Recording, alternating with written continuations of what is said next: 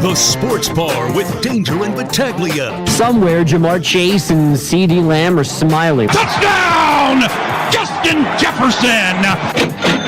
Larry Allen has died suddenly at the age of 52. Tampering in the NFL? Have you ever heard of a guy named Gable Steveson? Mike Danger. I'm just throwing this log on the I hate every move they've made this offseason fire. What are we doing, guys? My favorite move is the John Perry move. Gene Battaglia. It feels like a minor league stunt. That's what this feels like, okay? Are the Bills that much smarter than the rest of the league, or are they just that more arrogant? You are our resident Caitlin Clark correspondent. The NBA Finals. Yankees win.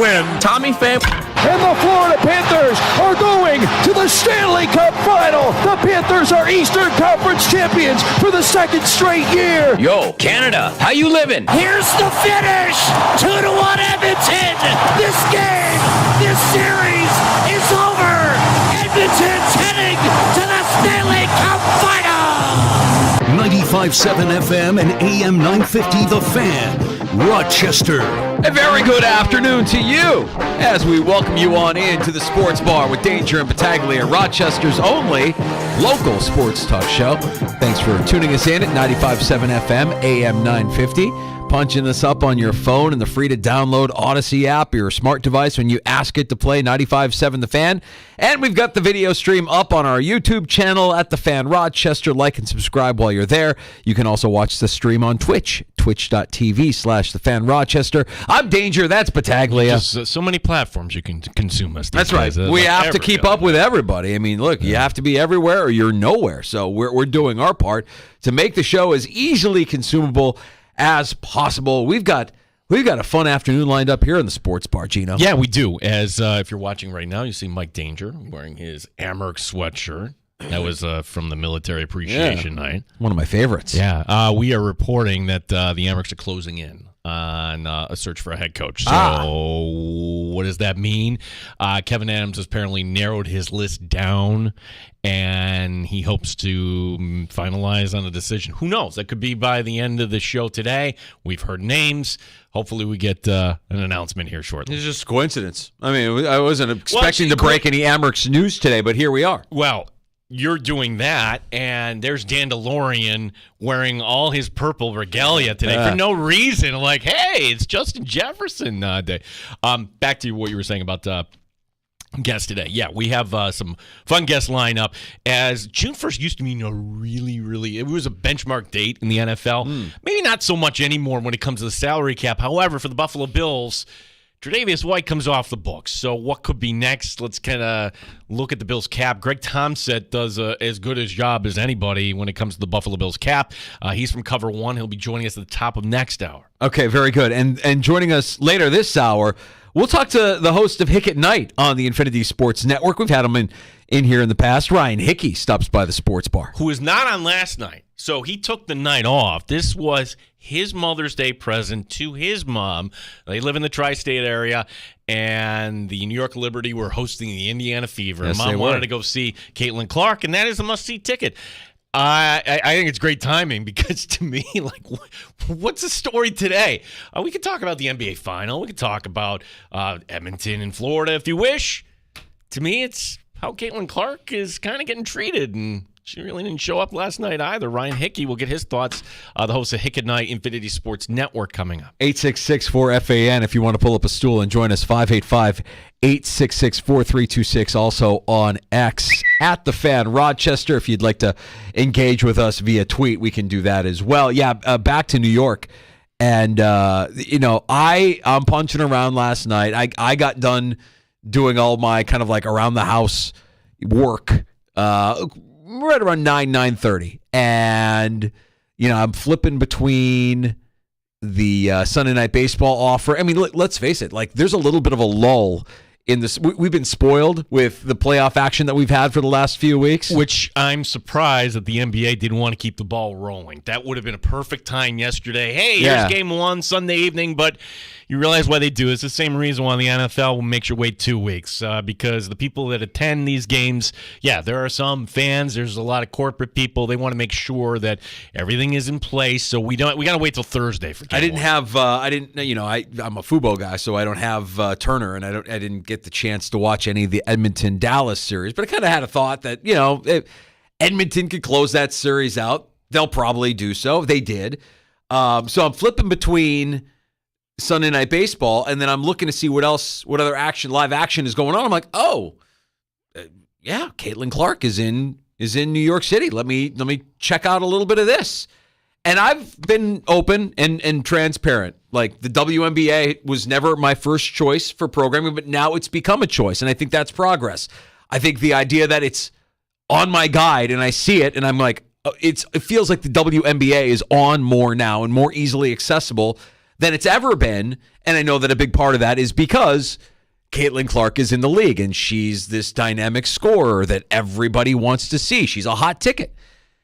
And I'm watching the game, and within 5 minutes of me watching the game, they put up a graphic. And look, this is the New York City broadcast, so I get what they're doing here, but they put a side-by-side of Sabrina Ionescu and Caitlin Clark in their first 10 games as professionals in the WNBA. And Ionescu's numbers were better than Clark's. And I'm like, wow, they're even the broadcast team is saying, hey, you're going to have to earn it in the WNBA, Caitlin Clark. We don't care what you did in college. Like, you might have been prolific in college, but this is a different league and you got to earn it. And somebody like Sabrina Ionescu came in with less fanfare and more success early on. And it's a weird thing that it does kind of remind me a little bit of how the NFL deals with players that haven't proven themselves. You literally have to prove yourself to earn that respect. And that's what we're seeing with Caitlin Clark, to probably a little bit of a harsher degree than what you would see, a more obvious degree than what you would see in the NFL. Yeah, there's some things working against Caitlin Clark. Number 1 on the list, she is on the worst team in the league. That's why they selected number 1 overall. And Danger, like you, I mean, this is something, and I know we're not alone here. Like, we're kind of getting into it a little bit as I'm learning about the teams and learning about the different players, and like, oh yeah, number 1 overall pick. They didn't really provide her with all that much. Number 2, and I don't know if this is the league being greedy or the league just being backwards. You have the defending champion Las Vegas Aces, who only played 6 games. Last night, that was game number 11 in 19 days for Indiana. So what do you think the product, or what do you think she's going to look like going through that gauntlet? It's almost like the WNBA set this up like, hey, you know what? We got to get her on as often as we can right out of the gate. Let's sell tickets right out of the gate, which is nothing wrong with that. But understand, in what basketball league is it okay to play 11 games in 19 days? When do you even practice? You're just going from game to game to game to game. You're barnstorming to it. The third thing with Indiana is, and every team needs an enforcer, like, she's getting knocked around. The last, over the weekend against Chicago, that wasn't the first time this has happened. Who is that enforcer on that team? Who's going to defend her? I would start with just having a teammate. An enforcer, yes, but like just somebody. We saw this a lot with the Sabres this last year, right? Like, guy gets drilled into the boards and nobody really reacts. Like, you're supposed to be a team. Like, that's your brother. Somebody just knocked the hell out of him. Are you gonna react to that? I don't know that you always see that. Now, I know, I'm not fluent and versed in the WNBA, but I've heard that Aaliyah Boston is a pretty good player. Mm-hmm. She was, I believe, the number 1 pick last year, and she's also a teammate of Caitlin Clark's. And I have a feeling that those two will probably be okay. But you just want to see a teammate step up and defend your teammate when a cheap shot happens. And that's what that was. That was a cheap shot. It's a complete cheap shot. There have been other things that have been completely legal. Screens that happen where she runs into a brick wall and falls over. It's like, ooh, that didn't look good, but completely legal. Like, she's just getting beat up out there. Yeah, to the point where this just seems like there's a lot behind it, right? And again, we're like watching from the outside. And again, I don't want to get over my skis here and pretend we're being vulnerable and honest with you right now. Neither one of us are WNBA experts. But it's fascinating how every team is going to deliver that, no, you're not going to run through that screen. Yes, I'm going to give you a little extra on this.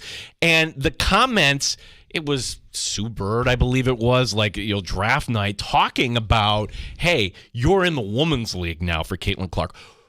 Where from the outside, we'd be thinking, wow, wouldn't all these WNBA players be so grateful that Caitlin Clark has brought this attention, and with it, more attendance and more revenue, everything that you've always asked for, yet just seems like it's the big old green head of envy that right now you're seeing from a lot of these players around the Or league. it just could be initiation, right? Like, you're a rookie. You may have done what you did, and maybe envy is a part of it. But I want to try and divorce myself from the emotion and just go strictly about the play on the court.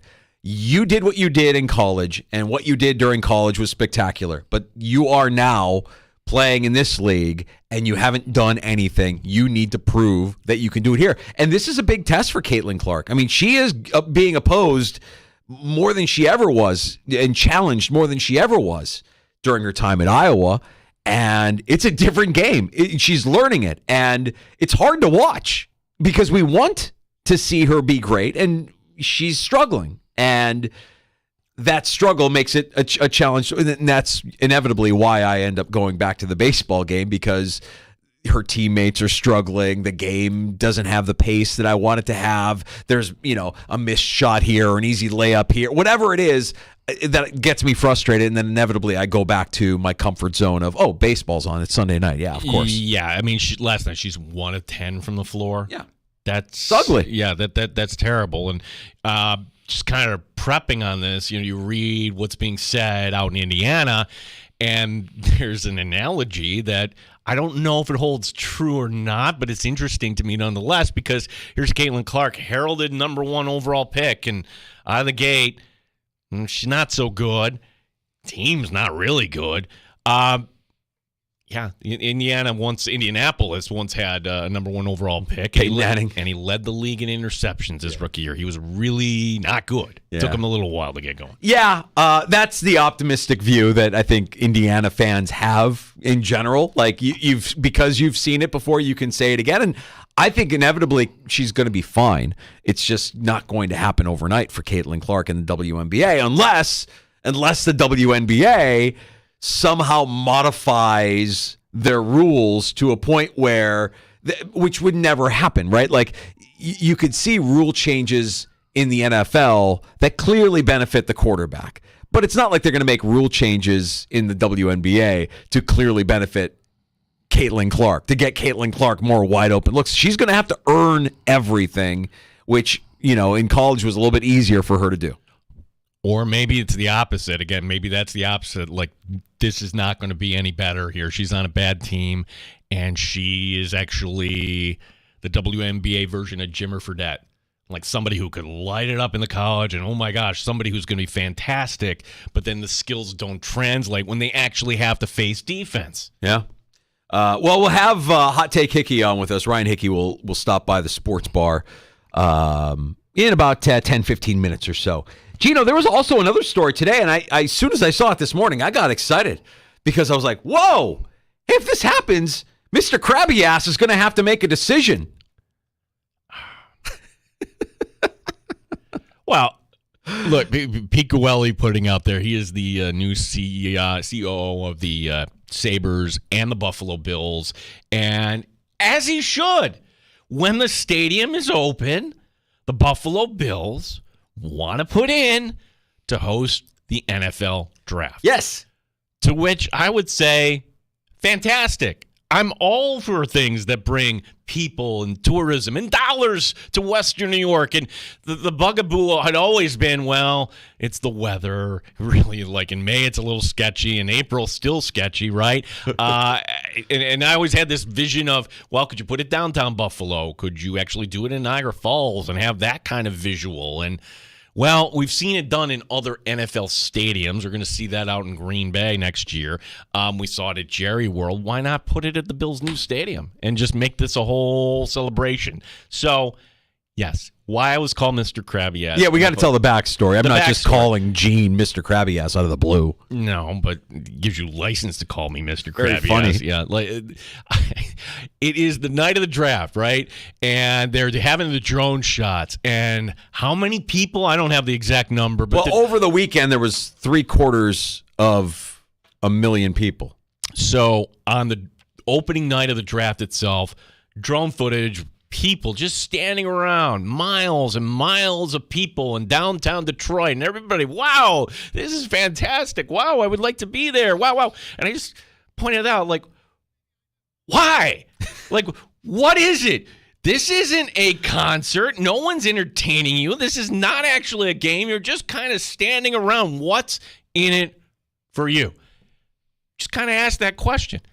And then a lot of people like, yeah. And then other people like, oh, what are you not like fun? What are you not? I understand. Like the answer to that is, well, it's the place to see and be seen. We have events like that here in town. We have them all over the place.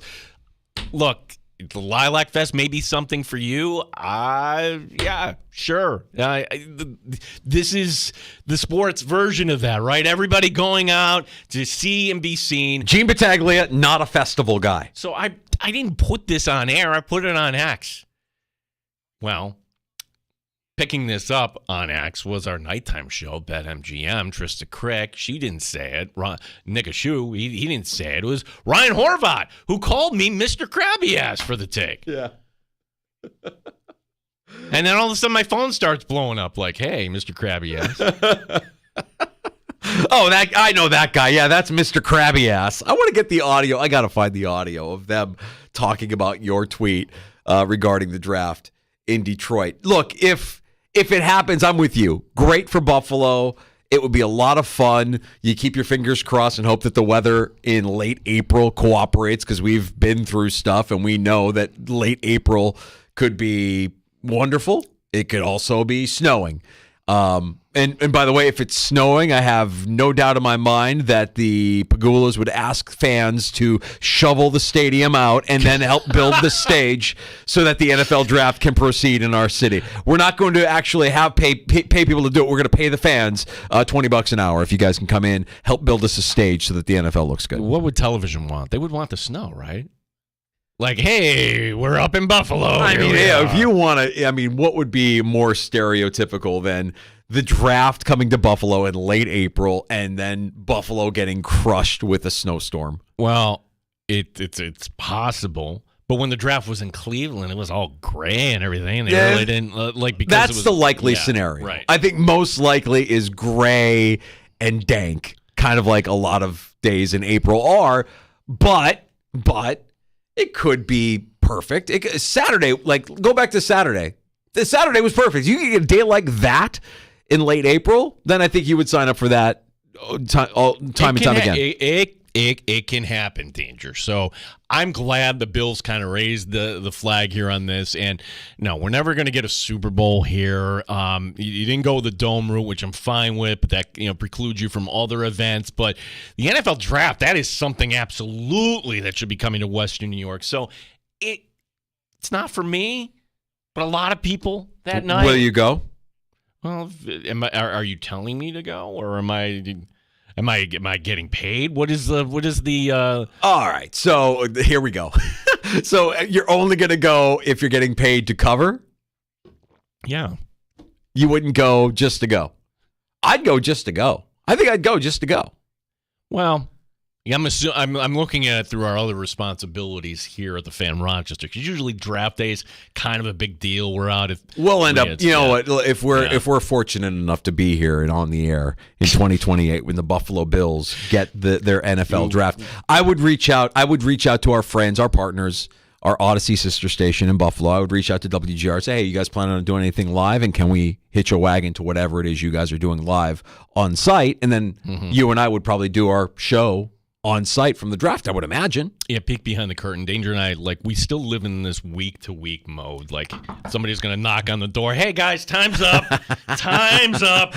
Yeah, I mean, I don't think about it that much. I really don't. I just kind of am appreciative of every day that we get, but I don't think about what the future might look like. But if we are here in 2028, we are able to continue to do a show like this, then, yeah, I would say if we work that out, we would probably go to be live. So you would go by default because we'd be working. We would, if it was going to be something where we get access to the players right there as they're coming up. Absolutely, of course, we would be there. Yeah, I would just want to be there just to set a tone. Like this is a fantastic scene to paint a picture in the mind's eye of what it looks like for the people who choose not to go.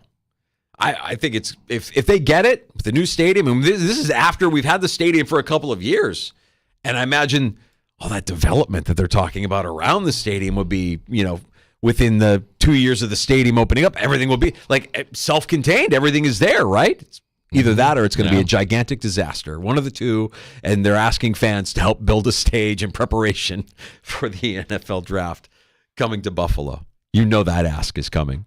We can't clear the snow ourselves. We need fans. Fans, build us a stage. Peter writing in, I'm hoping Gene and Mel Kiper get into it when Buffalo hosts the draft. Why would Mel and I get into it? Would Mel still be hosting, or will Mel still be working in 2028? Mel will always be connected to the NFL draft, even though maybe he's not on camera or whatever. He'll just kind of show up. He really made it. I mean, that's the guy that his analysis was so vital for so long that he really made the draft partially what it has become here. Another note from the NFL, this is a loss, man. Pro Football Hall of Famer, former Cowboys guard Larry Allen is dying suddenly at the age of 52 while on vacation in Mexico with his family yesterday. That is terrible. Yeah. Larry Allen, my gosh, if you said best offensive lineman from the 90s, guy was dominant. He was just mauler. Absolutely dominant. And you think about the career that Emmitt Smith had, how much of that is due to the job that Larry Allen did. You'll see highlights in your feed if you're on today, and when you see them, it's just a reminder of how special he was at that position, and gone too soon. 52. I don't like hearing that.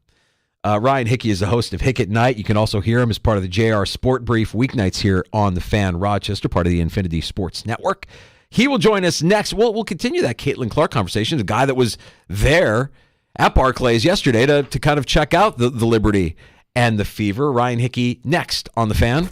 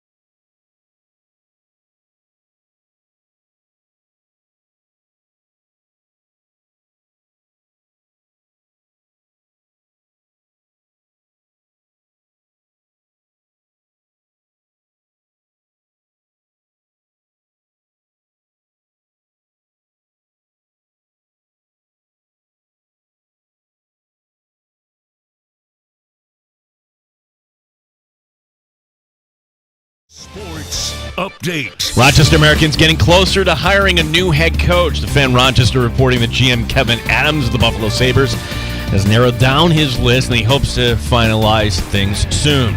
In the NHL, Connor McDavid making his first Stanley Cup final. You know, there's going to be pressure playing in the Stanley Cup final, no matter where your team's from. So, obviously, we're a Canadian team. We got great Canadian fans, and it feels good to maybe unite the country a little bit and have something to bring people together.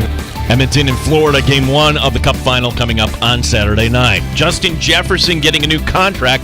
The Vikings wide receiver gets $110 million guaranteed, as the most ever in the NFL for a non-quarterback. Former Dallas Cowboy offensive lineman Larry Allen has passed.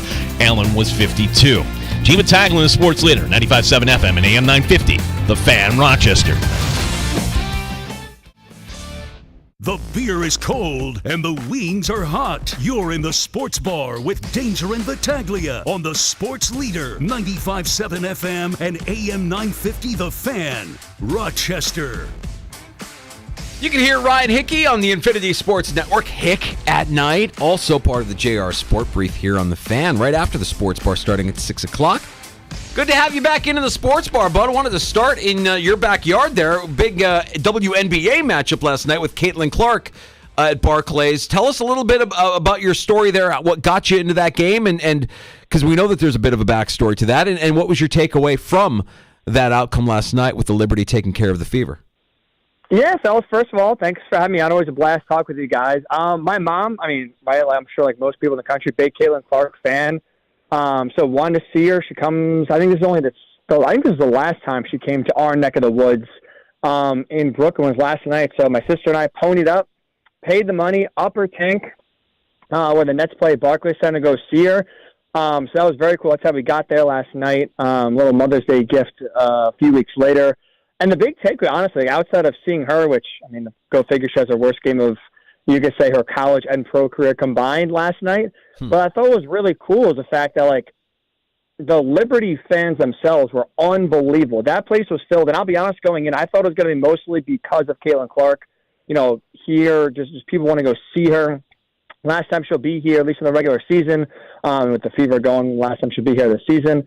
And so I figured that it would be like almost 50-50 in terms of like Liberty fans and just people there to see Caitlin Clark, and I was dead wrong. It was, I mean, for a sold-out NBA arena, it was probably 85% Liberty fans. The place was rocking. I mean, obviously they're a great team, but that was really cool to see. Like, you know, you talk about, there's been a lot of discussion about Caitlin Clark and her impact on the WNBA viewership, attendance, records being set already in her short time there, but just seeing like the Liberty fan base that's been built and cultivated for a while now really just being like one of the true best NBA, WNBA franchises or fan bases. It was really, really cool to see. The experience overall was awesome.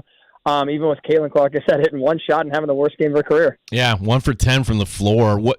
Ryan, what do you make, and when Danger and I were debating this before you came on, I mean, is it players just going out of their way to initiate her? Is there envy? What do you make of Caitlin Clark and all the attention she's receiving from, you know, defenders and other teams? It's not like anybody's rolling out the welcome mat here for her.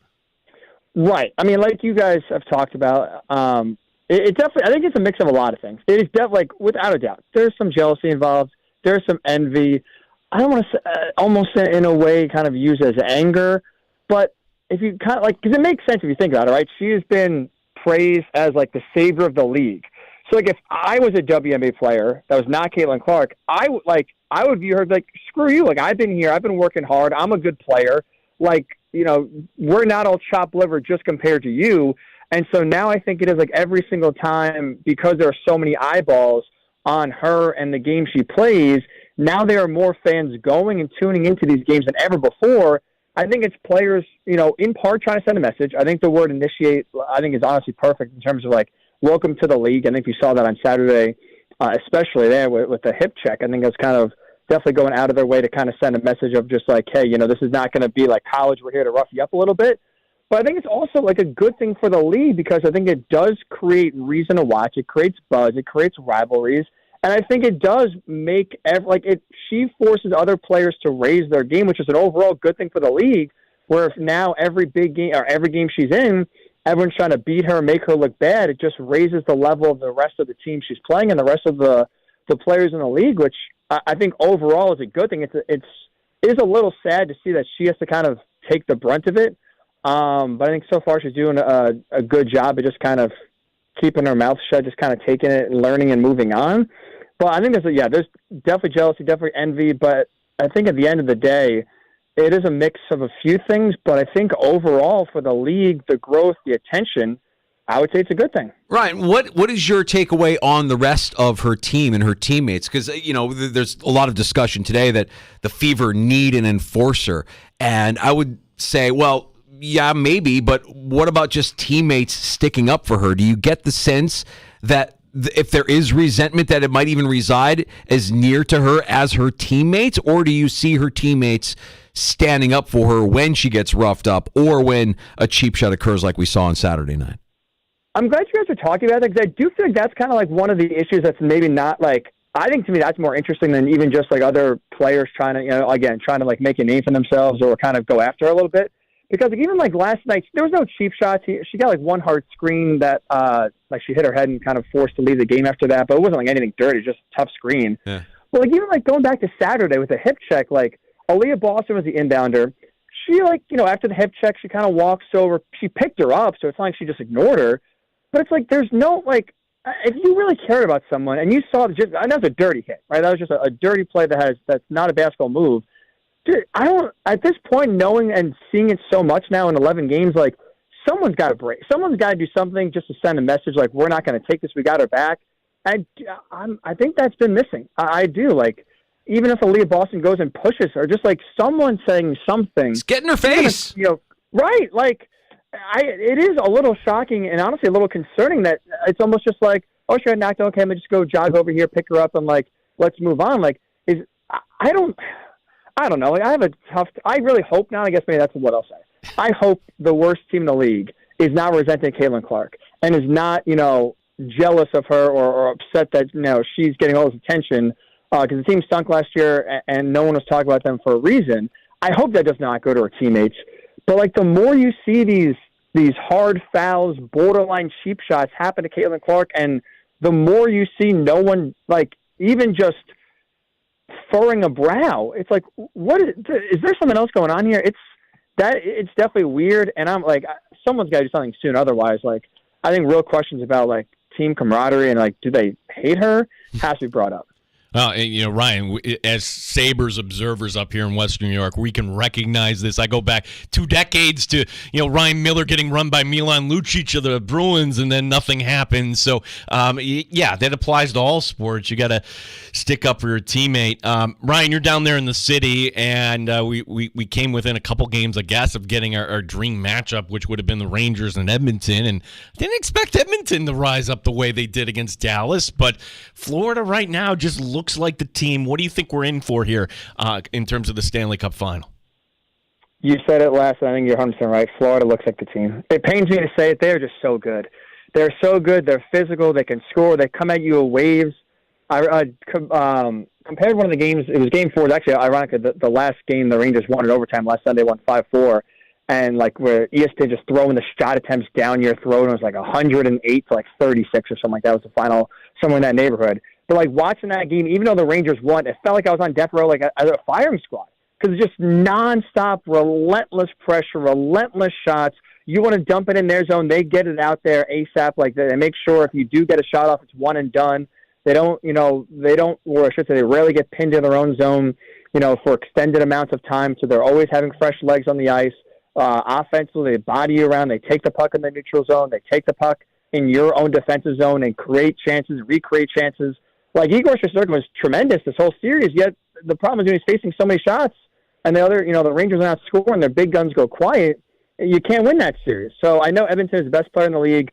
Him and Draisaitl, Connor McDavid and Draisaitl are tremendous, and they've, unlike the Rangers, top guys have shown up in the postseason.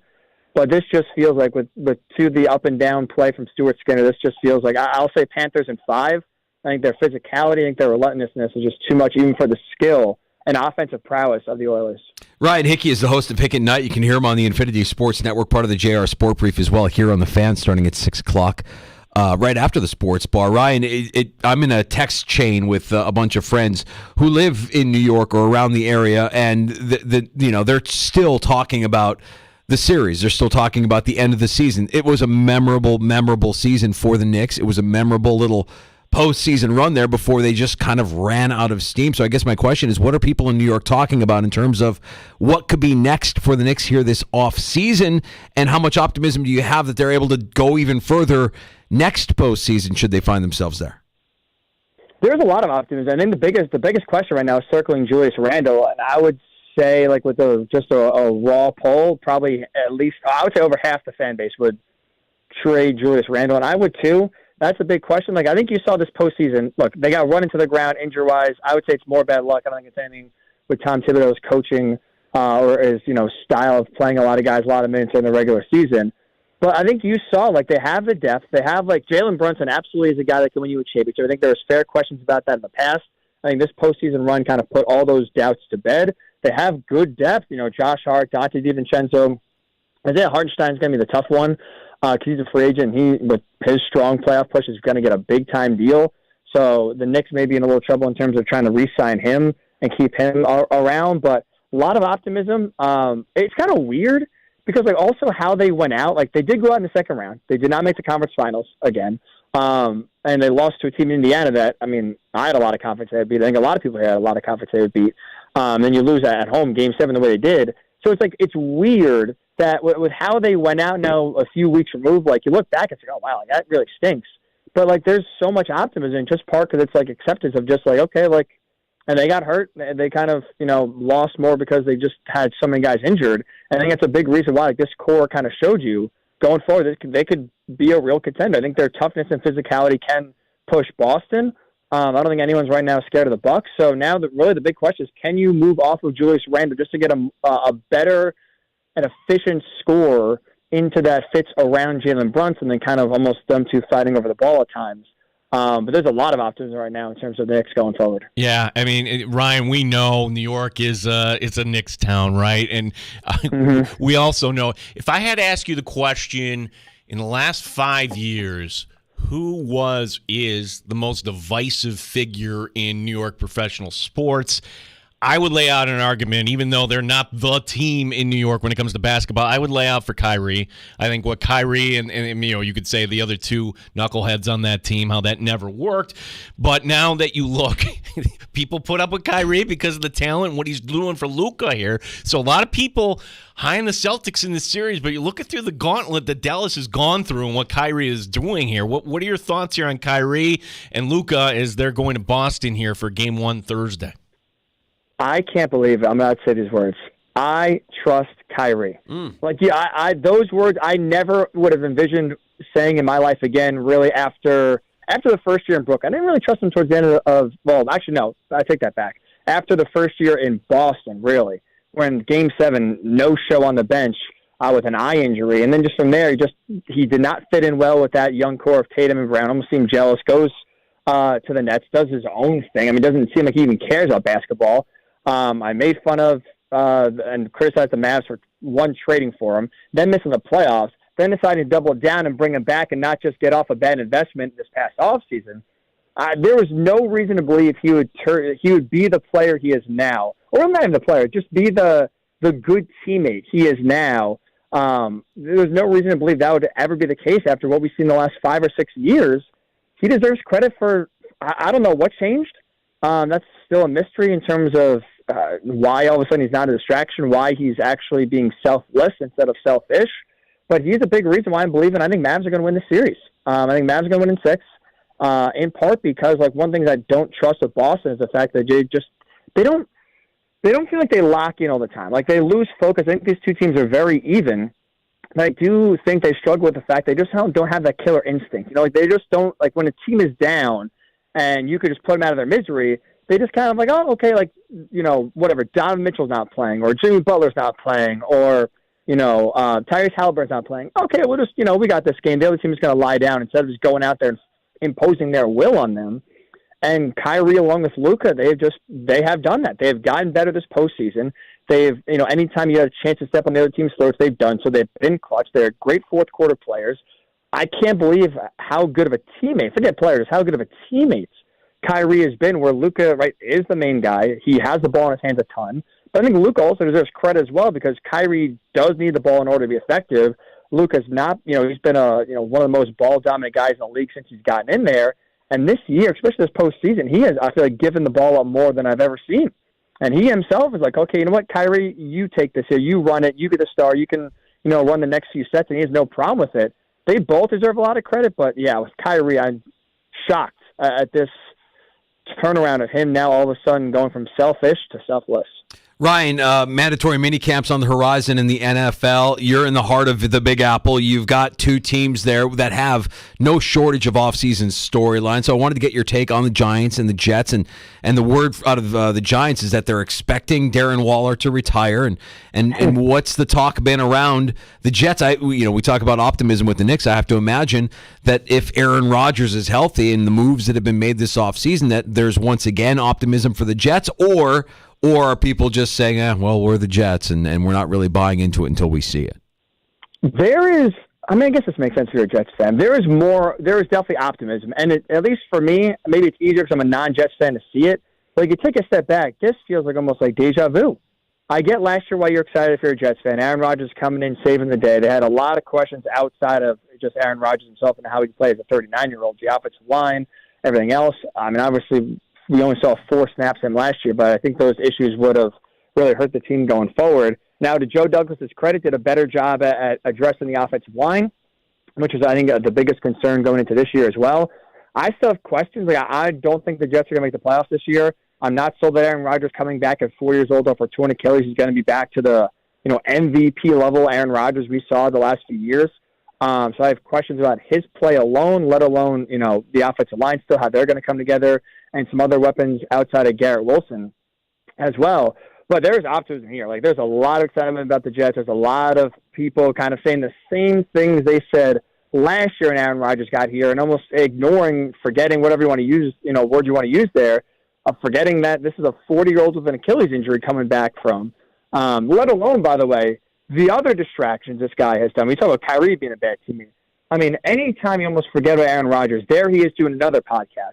There he is saying something else stupid. And so, as the season goes on, is there a reason to believe that he's not going to do something that, again, brings attention to him in a negative way? I'm not sold on it. So it's just that I still have a lot of skepticism towards the Jets, but the Jets fans, they act like that does not exist. They are fired up. How could a team with the richest owner in baseball look the way the New York Mets look right now? Ryan, I'm a Met fan, and now I'm just apathetic. I'm not even upset anymore. Like, what other embarrassing thing can happen here to this franchise here? And what's the easy way out?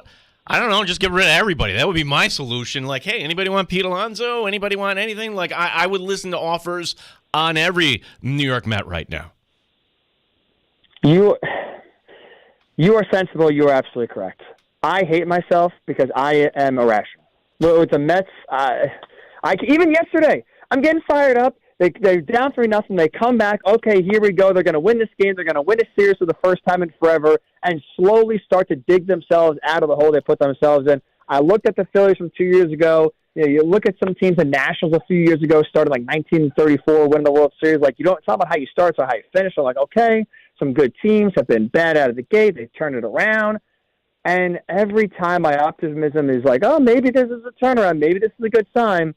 Boom, blown save. Boom, offense goes quiet. They find a new way to embarrass themselves, new way to lose.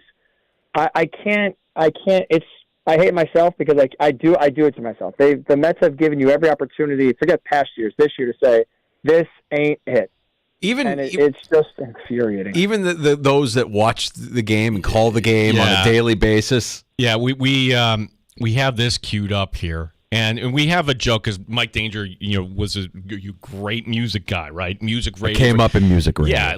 Yeah, and we call it hitting the post. Is that what we say? Yeah. This is Gary. We talk up a song intro. Yeah, this is Gary Cohen doing the sports version of that. This yesterday on WPIX. Mets have lost 5 games this year that they led after 8 innings. That is an enormous number. Trying not to make it 6. That's driven to center field. Immediately make it 6. Going back near the wall. It's out of here. Immediately make it 6. I didn't even actually hear that. I was driving yesterday, so I was listening to the game on the radio, and Harry Rose was not sounding much better. Oh. That is poor Gary. Yeah. Mike. It's something. Hey, one more from me, Ryan, and this is along the lines of the last time we spoke. We had you on earlier in the offseason, the NFL offseason, when you made the suggestion that the Bills should trade Josh Allen for the number 1 overall pick. And, obviously that didn't happen. Your rationale behind it, I get. And it's with that in mind that I say, what are the Pirates doing with Skeens? I mean, shouldn't they be looking for a trade partner now and move on from him while his value is as high as could possibly be? How about Paul Skeens or Pete Alonso? Who says no? All right, that's the deal. We got it done. There you go. That's why we call him Hot Take Hickey. Hey, never too early for the Pirates. Oh, boy. Yeah. Ryan, are you on tonight with JR? Yes. Oh, yeah. Cool. So we'll be listening for you then starting at 6 o'clock. And then tell us about Hick and Night. Are you on this weekend?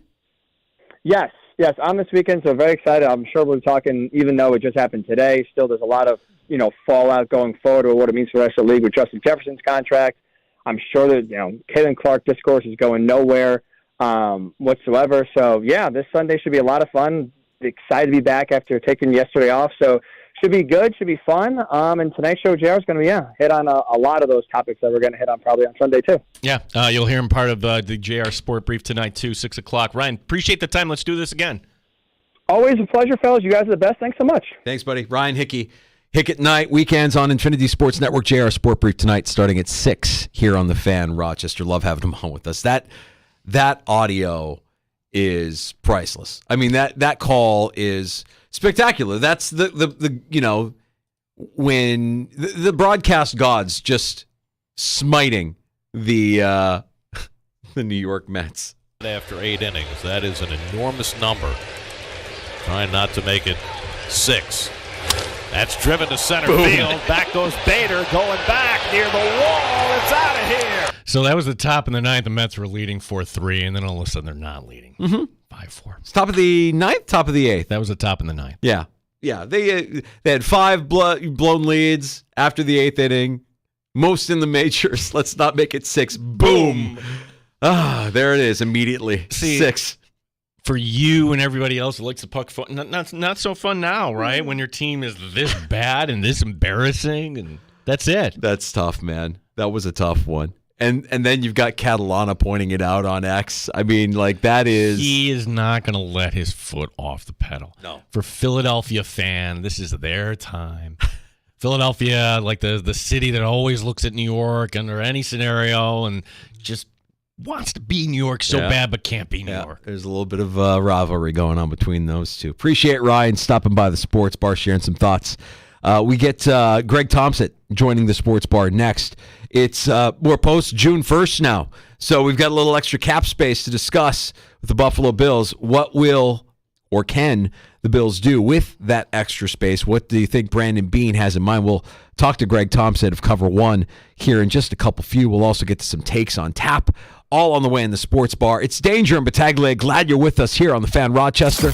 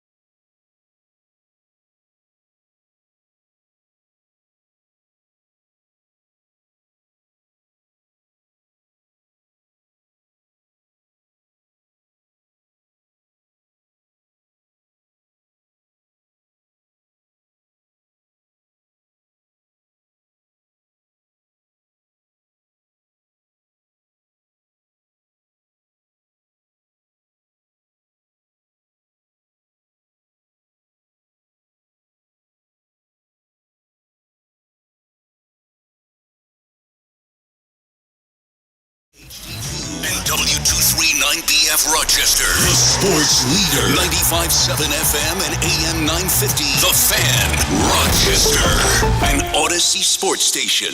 The Fan, Rochester, sports update. Amherst's getting closer to deciding on a new head coach. The Fan Rochester reporting that Sabres GM Kevin Adams has narrowed down his list.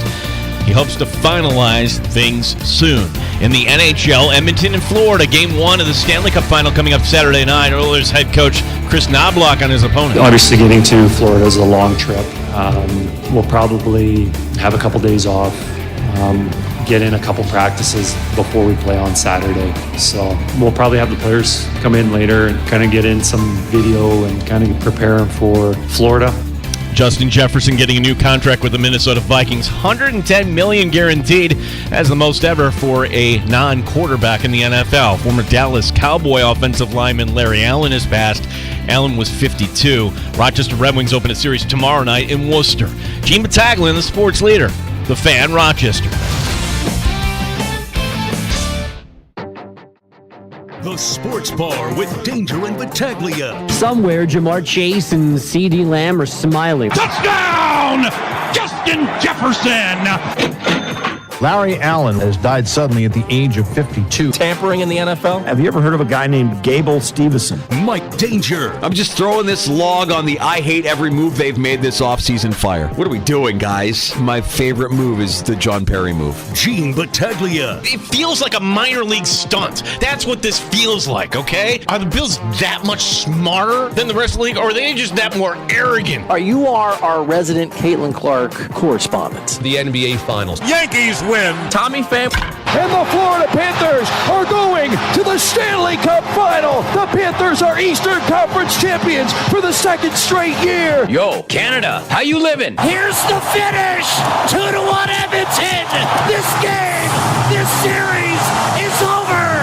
Edmonton's heading to the Stanley Cup Final. 95.7 FM and AM 950. The Fan, Rochester. You know Greg Thompson's work from Cover One. He's become like the sports bar capologist. You know, we have a cap question, we reach out to Greg. Yeah, I mean, this happened, Danger, down in Florida. I'll never forget. Like, wait a second, they just traded Diggs, and you're on vacation. Yeah. And, like, wait a second, who knows the cap? Greg, he was great. And, Greg, thanks for the time here today, because June 1st used to be the day, right? Oh, gosh, who's going to get released, and what does this kind of mean? And, well, not so much anymore, but in regards to Tre'Davious White and where this may lead the Buffalo Bills here for the remainder of this offseason. Greg, thanks for your time today. How are you? Good. Yeah, I'm here to math, so you guys don't have to. Yeah. So, Greg, talk to us a little bit about what could be next here for Brandon Beane. We saw him make a move post June 1st last year, and it was a good move because it netted you a player who led your team in sacks. Do the Bills have some kind of move like that in store here over the course of the next couple of weeks? Yeah, so obviously in the open, you guys talked about how this used to be a much bigger day, good for the players. They now back that date and functionality up, so that way they're allowed to get released and have the transaction be post-dated like we see with Trey White here, but the players don't have to wait and now all of a sudden become available on June 1st when a lot of that cap space and those roster spots had been soaked up. So, unfortunately, that's not as fun for the fans. It was a little more fun to have that, new availability of players and, obviously the money available as well. On one side, I do think that that's an interesting, pocket to be able to go after and to be able to kind of invest some of that money and to make a move. But the Bills made a couple moves recently that maybe discouraged me a little bit. When they signed Dwayne Smoot, the defensive end from Jacksonville, they gave him some guaranteed money. When they gave Marquez Valdes-Scantling his deal, they had some guaranteed money. Those are the two positions I would have expected them to make a move at wide receiver and defensive end. We've seen it once in the Brandon Beane tenure that he signed a player that offseason with guaranteed money and then ended up releasing him before the 53-man roster. That was O.J. Howard. That was honestly more kind of injury related. So it's not unprecedented, but he has done that. I know some fans are clamoring for a Justin Simmons or there are some good, some noteworthy defensive ends out there. Again, that's an area that's interesting, even some trades. I'm starting to get myself used to the idea that maybe that money's going to be taken for in-season moves, maybe a trade deadline move, but maybe even carried over into 2025. Yeah, I mean, what they showed, I don't know, how big an impact, but it was an impact getting Rasul Douglas last year. Our guest here, Greg Thompson, cover one. Greg, I'm putting you on the spot here, admittedly, but all right, with all these numbers, everything kind of swirling around in our head, and then when you factor in, okay, you haven't even signed your draft picks, you got to account for a practice, you got all these other expenses. Like, what's the best guesstimate as far as what is in the kitty for the Buffalo Bills right now? So obviously the $10.2 million adds into it. You had, a little bit of money. They were really tight up against it. Most estimates were under $2 million there. So just for easy math, let's say we're at $12 million. The amount of money for the draft picks is always a sneaky one because technically, all of our draft picks together, their contracts account for over $10 million in space by themselves. However, the way that you calculate that right now, you hear people throw around the term like the rule of 51 or the top 51 contracts. They do that because if you're going to sign 90 guys to the roster and you don't actually know which ones are going to make it and not, you can't have a 90-man salary cap and then cut it back down. So they just count the top 51. Well, if you look at that, there's a lot of guys on there that would be on the top 51 contracts right now that none of us expect to actually make the roster. But their veteran minimum contract makes more than a fifth or a sixth round pick. So many of those guys, when they get their rookie contract signed, the small signing bonus might end up counting, but most of theirs don't even hit the cap, and it'll net out at the cut down. Keon Coleman's deal, Cole Bishop's deal, they're a little bit above the minimum guys, and the guys who are down there around the 51st pick, like a Quentin Morris or a Reggie Gilliam and people like that. So they'll end up taking up maybe $2 million of space. So that puts us down at about $10 million. Brandon Beane likes to talk about the fact that he likes to have money. You do the bigger the bigger practice squad nowadays takes a little bit more money. Those guys get paid a little bit more. That does count. So he likes to keep $4 or $5 million for in-season moves, injured reserve, and additions. That's not counting a bigger trade. If you wanted to make it, they have levers they could pull. They could restructure an Ed Oliver or something like that. So I would say, even from a conservative estimate, they probably have $5 million to work with. If they wanted to do a deal, if they wanted to sign a player, if they wanted to trade for someone, without pulling any other levers or making any other moves, they probably have $5 million in usable cap space to play with right now. Greg, I look at some of the moves made here, not just in the draft, but over the course of the last couple of weeks. And we had a lot of fun on Friday talking about Stevenson and their idea of signing a player who's never played football before, drafting an international player, adding that name to the practice squad. These are kind of like low-risk moves that if they pan out, you've got value. Is that the biggest reason? Is the cap part of the reason why you take a flyer on a couple of guys that have never played the NFL before? Because I don't want to just come right out and say that the Bills are being cheap. Everybody has to deal with the salary cap. Yeah, I don't know that I would connect those two things, but I will say it's not an accident that when you're going to do that, they've done them at maybe the two of the most expensive positions outside of quarterback. So if you're going to do that, you look in years past, most likely these are way more Christian Wade than they are anything else. But if you are going to hit on a position, the idea that, you look at Jordan Mailata had never played football before either. He was a big, crazy, athletic former rugby player who was able to translate awesome athleticism into learning the position and is now one of the top paid tackles in the NFL and is a fantastic tackle. So there obviously is precedent. It's not, I guess it's a bigger stretch since obviously Jason Peters had played tight end, but moving him from tight end to tackle, when you're taking a risk on a super athletic upside, you're going to do it at a high premium position. And in the same way, I will say, obviously the idea that somebody can go from literally never playing football before to translating to a professional sport at the highest level is incredibly unrealistic. However, if you're going to do that in the same way that post-play in basketball, seems to reasonably translate to tight end play in the NFL, and you could have the Antonio Gates of the world never play and come in and become a Hall of Fame tight end.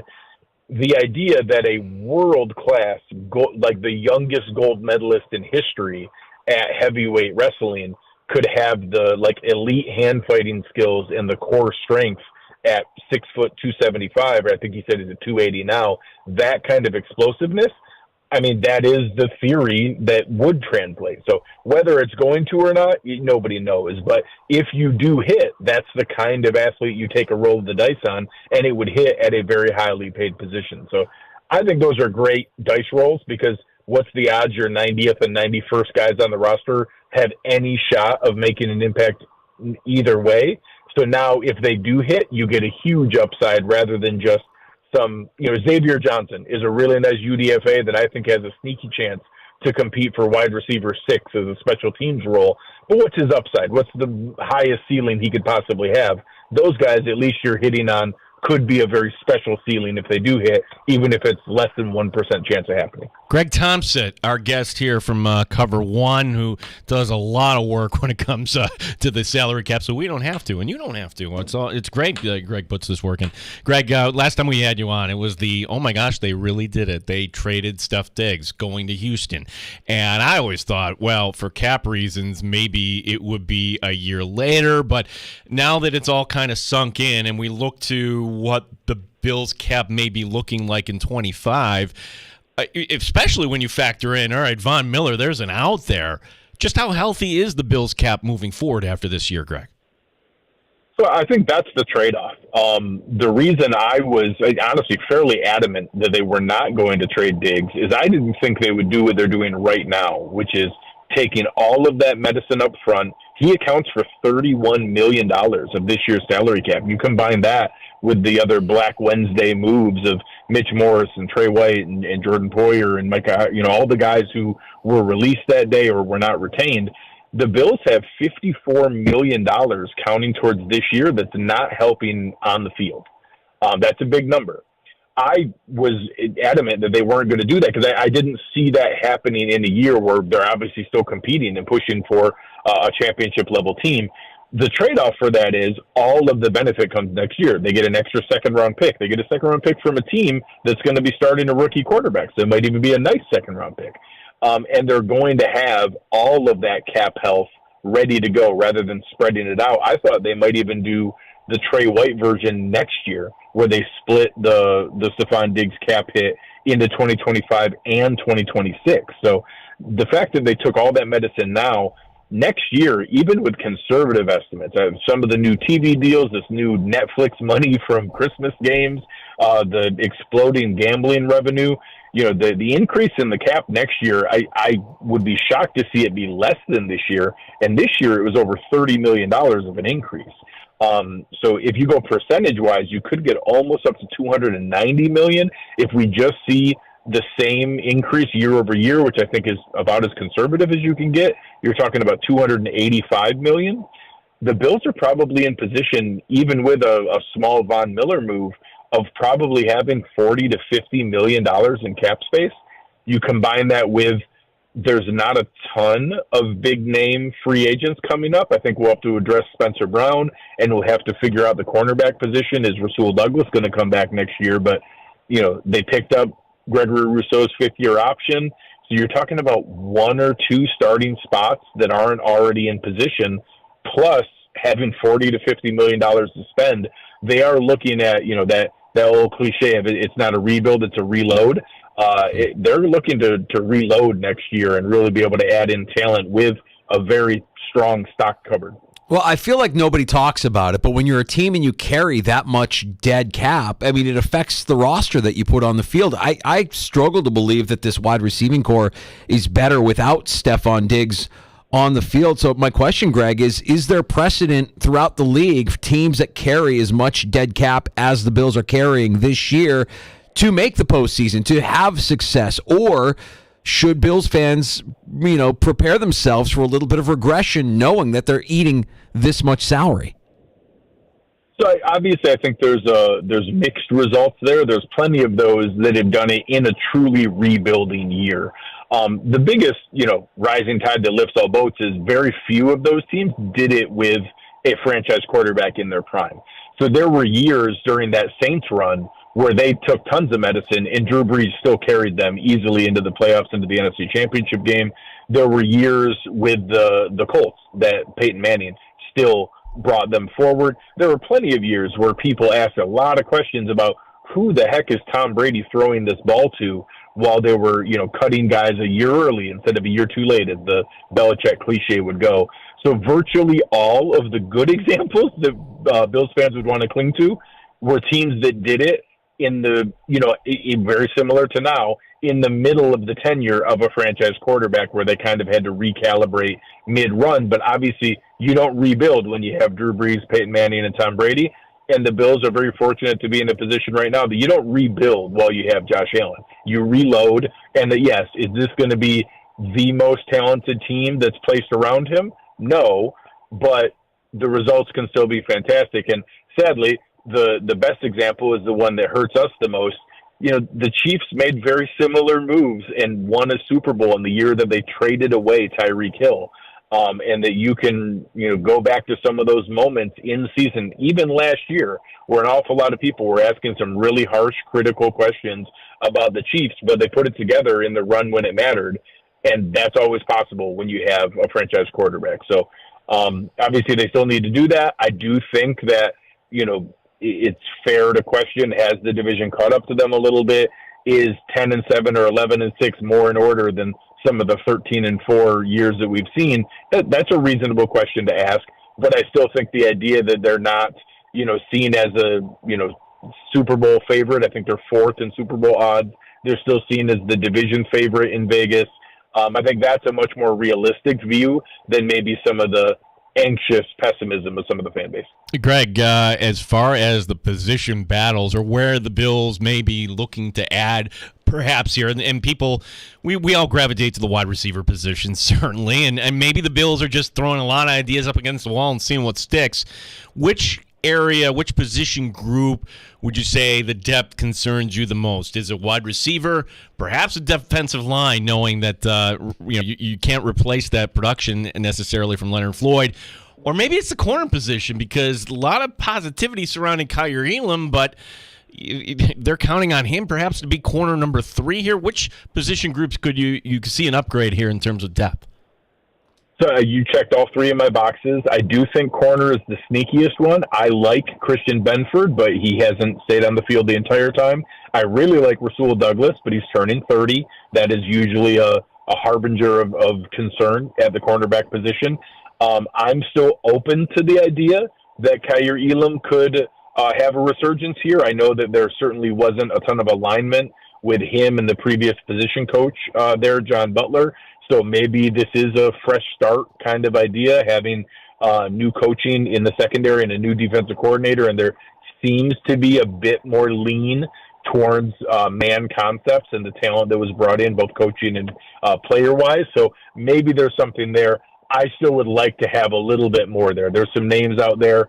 I'll throw out Adoree Jackson is a guy who has experience starting outside, also has return ability, the new kick return rule, and obviously the value of punt return I think is always intriguing. So that's a name I could see making sense. There's always, we could welcome back Stephon Gilmore or something exciting like that.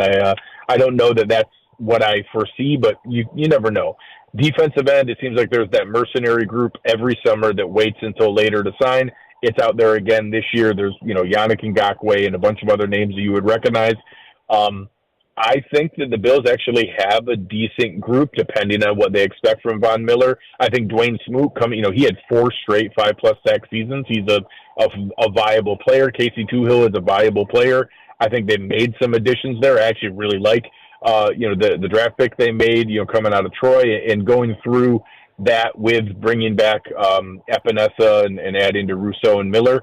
I'm not sure who would get cut to be able to add there, but there are names I like a lot that I'd love to add it and then figure it out later. And the same idea at wide receiver. I actually think the depth they brought in, the fact that we have that many different guys competing for wide receiver 5, wide receiver 6, and you throw out, Chase Claypool, Andy Isabella, and KJ Hamler are all very recent second-round picks. Marquez Valdez-Scantling's led the NFL in yards per catch twice those guys are all competing for wide receiver 5 and 6, in my opinion, maybe wide receiver 4. Matt Collins actually had a really nice season when he was with the Raiders. So I think there's potential there, but it certainly would make everybody feel better if you inserted a better name up at the top. And I don't know if, a veteran like a Cortland Sutton or a Tyler Lockett or even somebody that's less exciting like a Darius Slayton was able to make themselves available. It's just one more name to be in there to compete and push some of that further down. I know they're talking about everybody's going to eat and, you don't know who the primary guy is, but I'll never turn down more talent. Greg, it isn't sexy to talk about the offensive line, but one of those casualties from earlier in the offseason, Mitch Morse, sends a shockwave across a unit that was, almost unsustainably perfect last year in terms of their continuity. Now you've got McGovern shifting over to center. You've got essentially 3 positions on the left side of the offensive line there that are being disrupted with Edwards sliding into McGovern's role from last year and Dawkins having to learn somebody new next to him.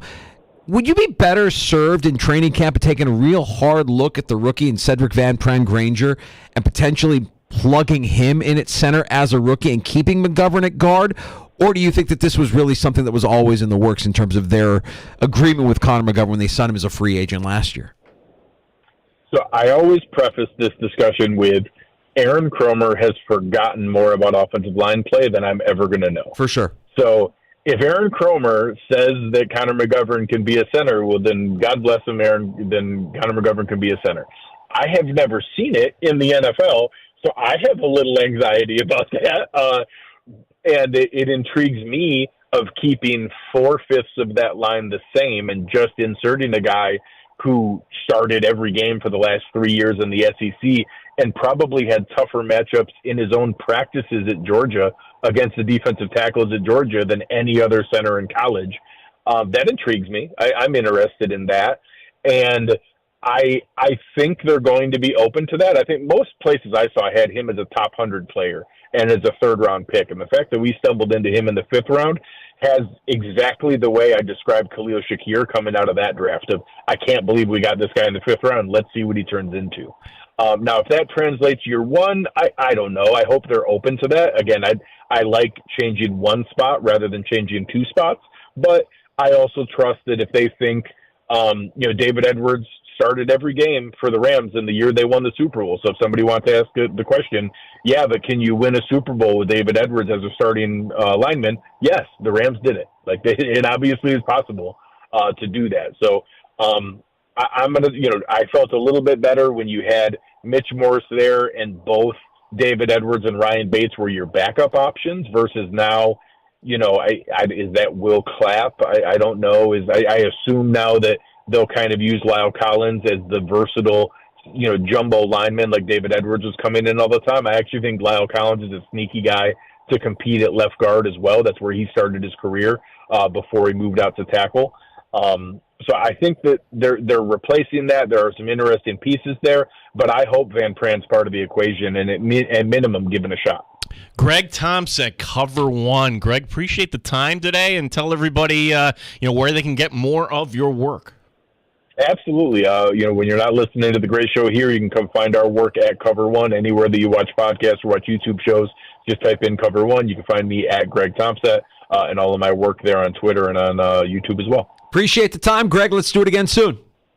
Appreciate it, guys. Thanks. You got it. There he is, Greg Thompson, Cover One, doing great work breaking down the cap here. And we learn after post-June 1st that the Bills have a little bit of room here to play with now that you've got that Trey White contract off the books, moving to the dead cap number. And, Gino, if I told you where the Bills rank in terms of dead cap, oh, that's a good one. What would you say? Top 5. Top 5 is correct. Number 1?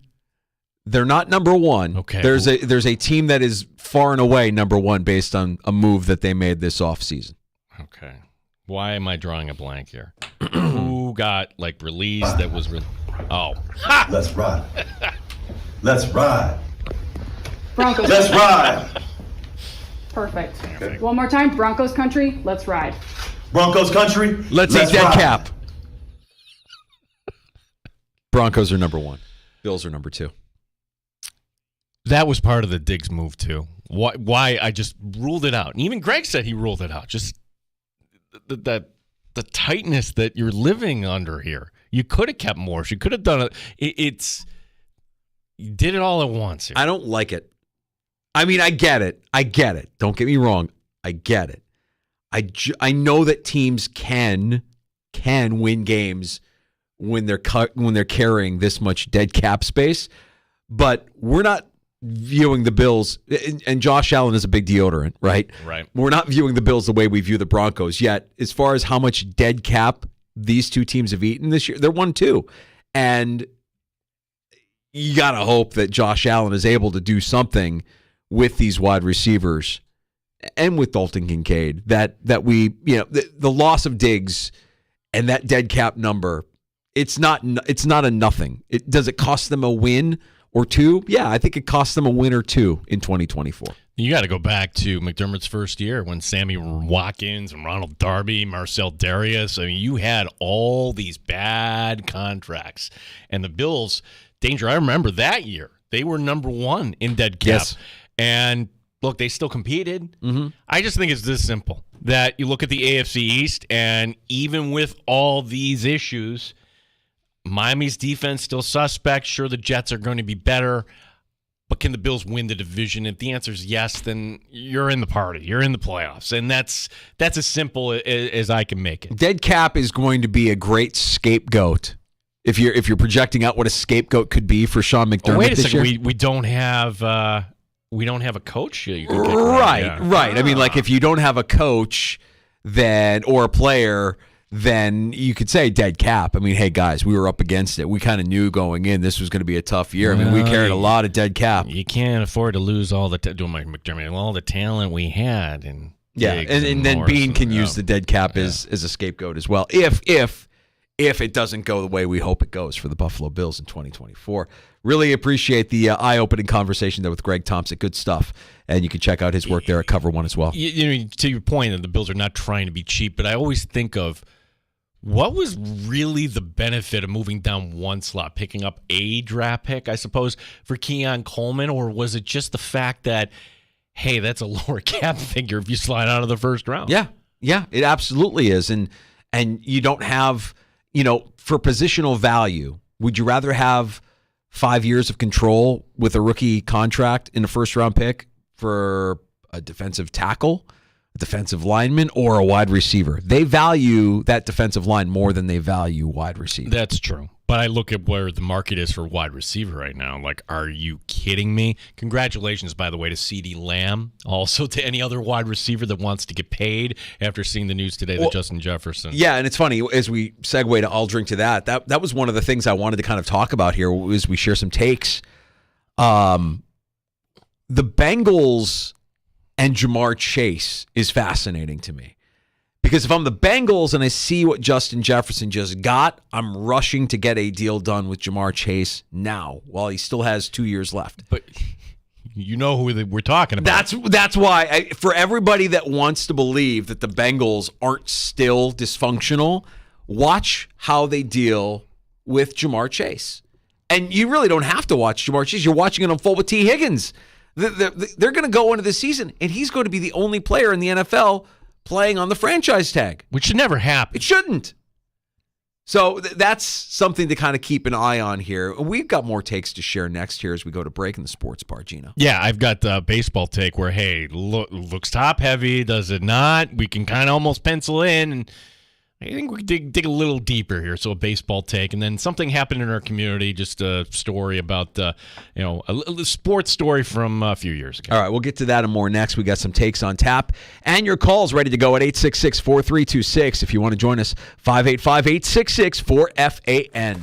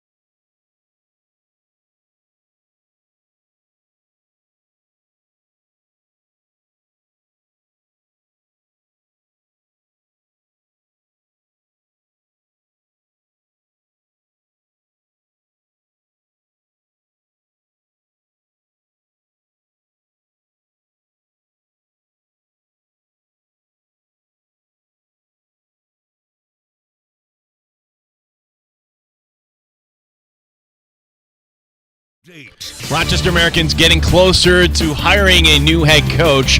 Fan Rochester reporting that Sabres GM Kevin Adams has narrowed down his list and he hopes to finalize things soon.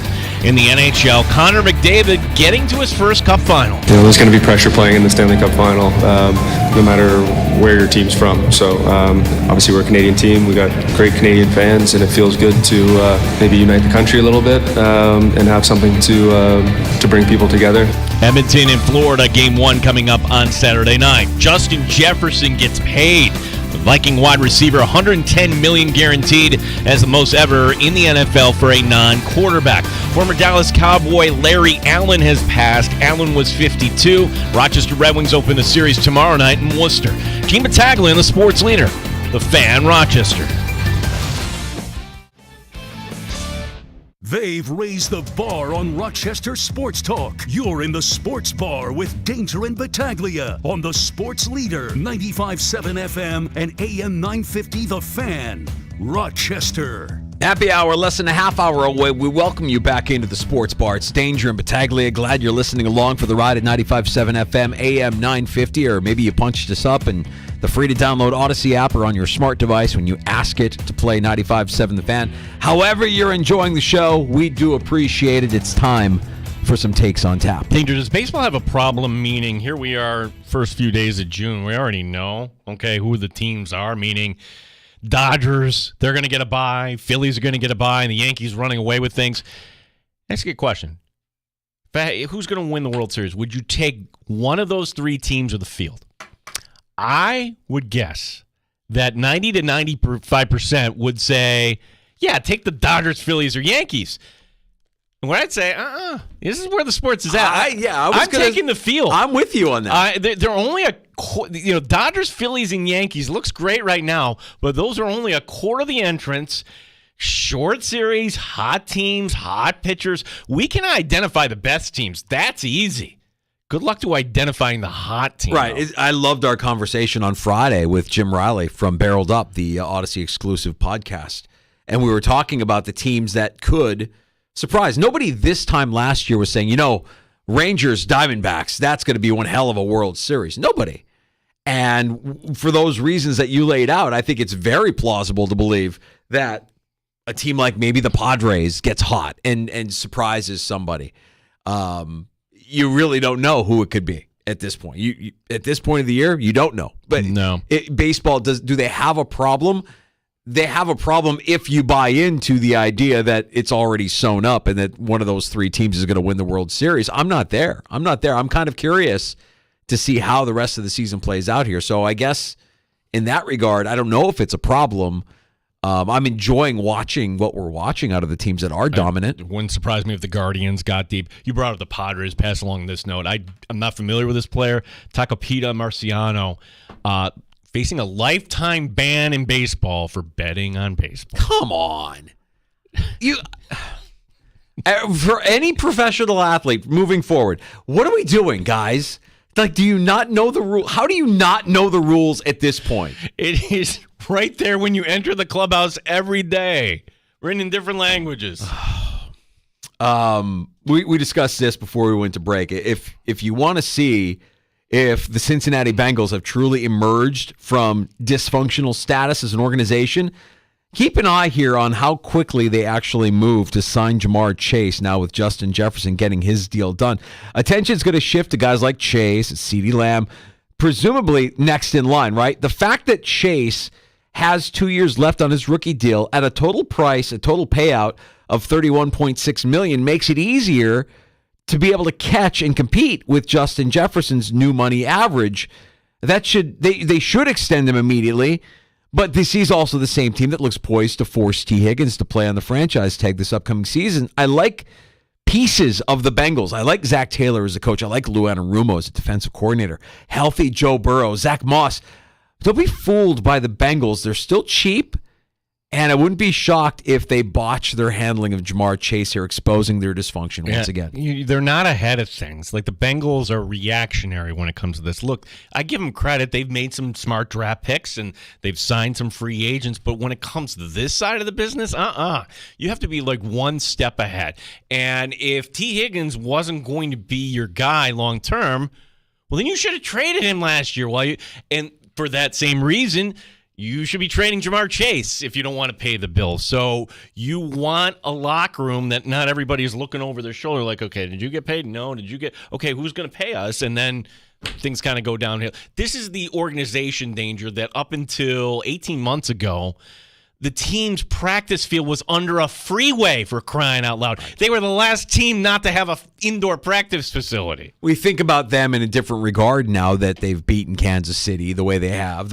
The idea that they got to a Super Bowl, that they figured out Joe Burrow, they got their quarterback, they got Joe Burrow. I'm not going to dismiss Cincinnati and dismiss that they're not dysfunctional. I still think that dysfunction starts at the top, and they have it. How they treat Jamar Chase here, how they deal with this situation will be a pretty good tell as to just how dysfunctional they remain. Non-sports take today, Danger, although it does have a little sports kind of mixed in here. Whenever your favorite restaurants close, you always have mixed emotions, right? Especially if the owner's retiring. And longtime advertiser Sticky Lips, wish Howard over at Sticky Lips the best here. Love Sticky Lips. I do have a sports story about Howard and Sticky Lips, how I got to know him, Danger. It's year one of the Razor Sharks. Now I say Razor Sharks now, it's like, oh, come on. But year long time one, ago, yeah. it was exciting. Yeah. Laz Sims running the point, Chris Carrawell from Duke, and I was their announcer. So like every team, they had sponsored segments you had to work in. One of them being the player of the game, brought to you by Sticky Lips, and then you just kind of read it. And I had this idea, and I asked, Steve Rossi from the team, wait a second, wouldn't it be cool? See if Sticky Lips is up for this. Like, what if we handed the ribs right on television, and then we all ate together and talked? Because this is what you do in minor league sports, right? And, Howard loved the idea. He loved it so much, he brings down the ribs himself. So he's standing behind us. You could just smell these ribs, smell the food. Yeah. Everybody smelled so good. And the Razor Sharks win, and it's now time for our player of the game, James Mookie Reeves. Now, if you're a Section 5 basketball fan, like, Mook Reeves could play. Edison Tech, Niagara, way ahead of his time. James Reeves, 25 points, 12 boards, our player of the game. Brought to you by Sticky Lips. And James, I've got a play for you. Enjoy. I'm handing this over on television. Thank you. I do not eat pork. Like, oh my gosh. Nobody thought of this before. What do? I'm holding these ribs on live television, and I'm frozen for half a second, Danger. All you can do is just plow ahead. You ask about the game, next opponent, pretend like it didn't even happen. You don't eat pork? More for me. Thanks, pal. Yes, exactly. So after, I'm thinking Howard is going to kick my butt for bringing up this idea, or kick somebody's butt for not kind of thinking this ahead. He didn't. Every time I would see him, we would laugh about it. So congratulations to Howard. Yeah. My lone Sticky Lips story, and ate there a bunch of times. Look, we got a lot of great barbecue in our town, and I'll get to some other barbecue here in a second. But I remember going to the juke joint with my daughter, my oldest daughter, Leah, when she was, she had to be 10 or under. I'm not sure exactly how old she was, but she really liked the Macklemore Thrift Shop song. Okay. You remember that song, The Thrift Shop? I want to pop some tags. She really, really liked it. Macklemore had a concert at RIT. RIT, I remember this. So I call my brother-in-law John. I call John and Gemma. Let's get together. Let's do dinner before the Macklemore show. We're going to be in Henrietta. Let's go get some barbecue. Let's go to Sticky Lips, and we do. And that night, my daughter was and my niece were the youngest kids at the RIT Macklemore show. My daughter and my niece were raised on Fisher Price, My First Concert Festival, also known as 98 PXY Summer Jam. So to go to the Macklemore show and be surrounded by college kids and the language and everything that kind of goes with being at that show, my daughter seized up. She was completely terrified.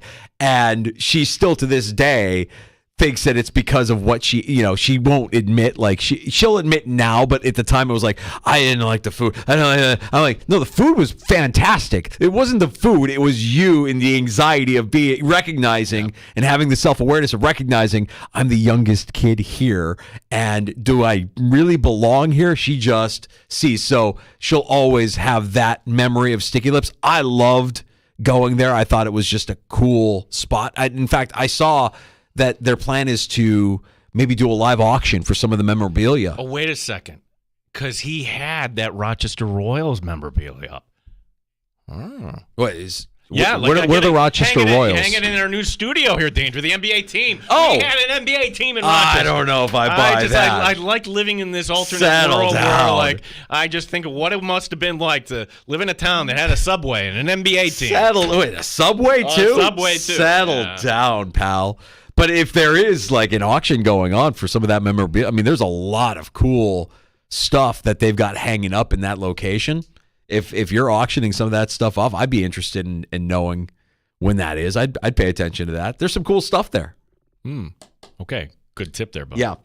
All right. Now to you mentioned this news of the weekend, and this is my non-sports take today.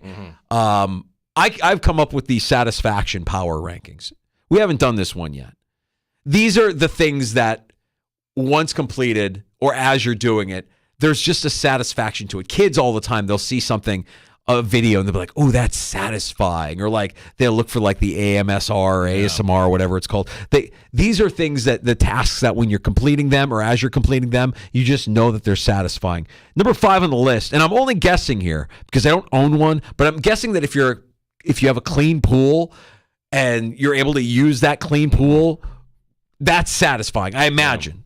I'm only guessing. I go off of my brother-in-law and my other brother-in-law, my two brothers-in-law who each have a pool, and when they're hosting a party, all they talk about is pool is clean, pool is warm. That's got to be satisfying. Number 4, and I did this last night, recent memory, sealing the driveway. Oh, get out of here. No, that's like 1 million. Dude, why are you wasting time with that? Let me tell you something.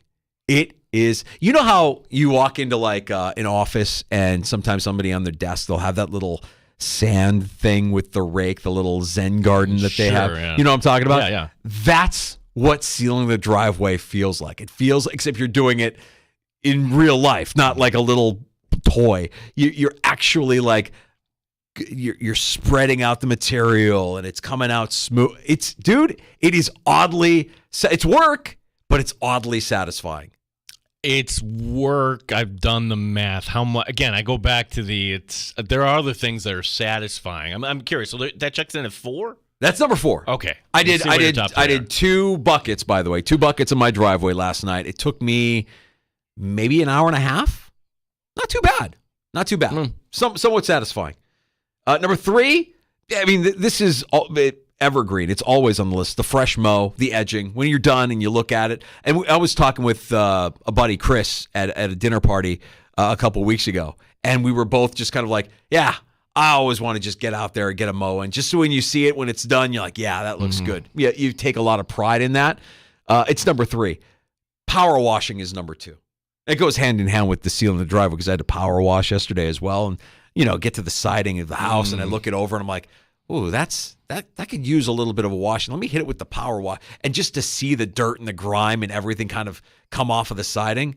If you have a deck or a patio and then you do the power wash and you walk around barefoot after and this is clean. You know it's clean. It's clean. Yeah, this is clean. It's so good. So if that is not, to me, that would be number 1. It's pretty good. It's number 2. Number 1 is the long cook. That's the barbecue. That is the most satisfying. That, when you talk about delayed gratification and something that's satisfying, taking a raw piece of meat or ribs or whatever it is that you're cooking, throwing it on the smoker and letting it just sit there for hours and hours and hours and knowing that it's going to be fantastic when you're done.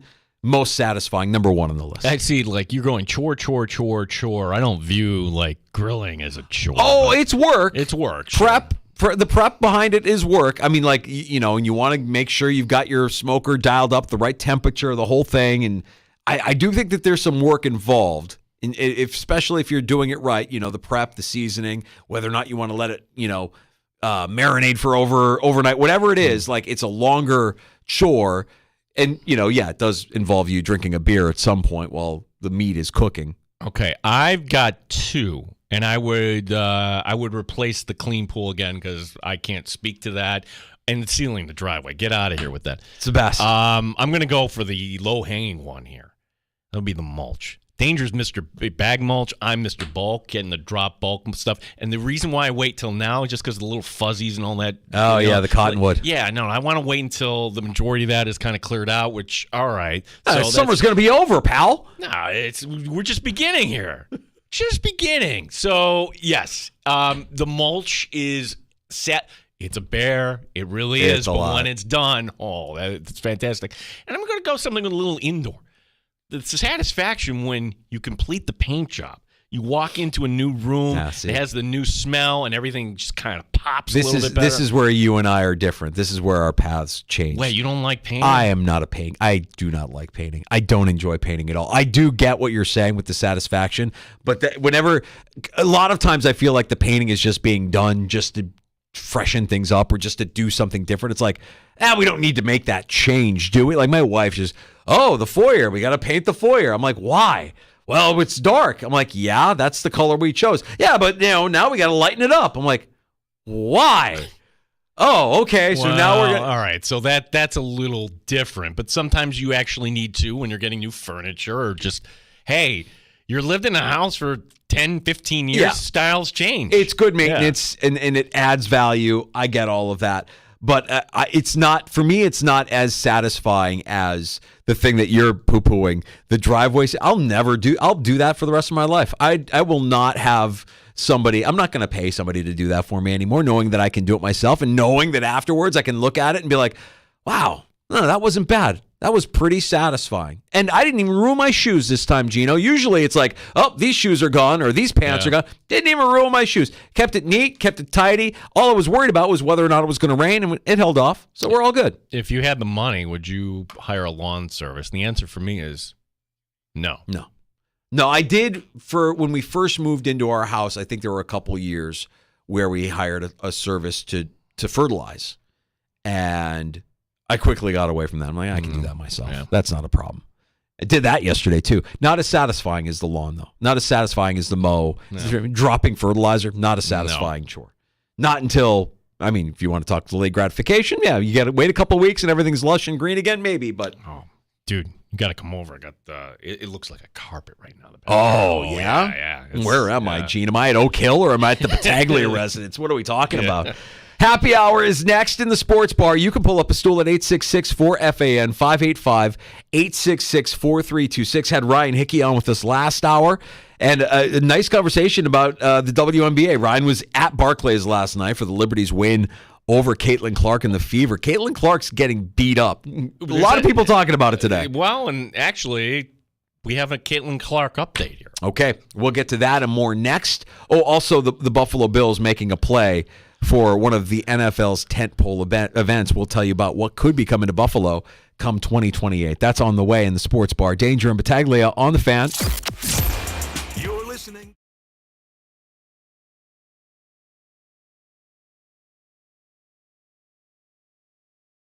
Rochester. So the NBA playoffs are full steam ahead. It is not too late to get in on the action with FanDuel starting Thursday night once again, because right now new customers get $150 in bonus bets with any winning $5 bet. Mike Danger for FanDuel Sportsbook, the official partner of 95.7 The Fan. Think about it, $150 that you can use on same-game parlays, live bets, championship futures, and so much more. There's no better place to bet all the playoff action than America's #1 sportsbook. Just go to FanDuel.com/Mike to get started. FanDuel, official sports betting partner of the NBA. 21 plus and physically present in New York. First online real money wager only. $10 first deposit required. Bonus issued as non-withdrawable bonus bets which expire 7 days after receipt.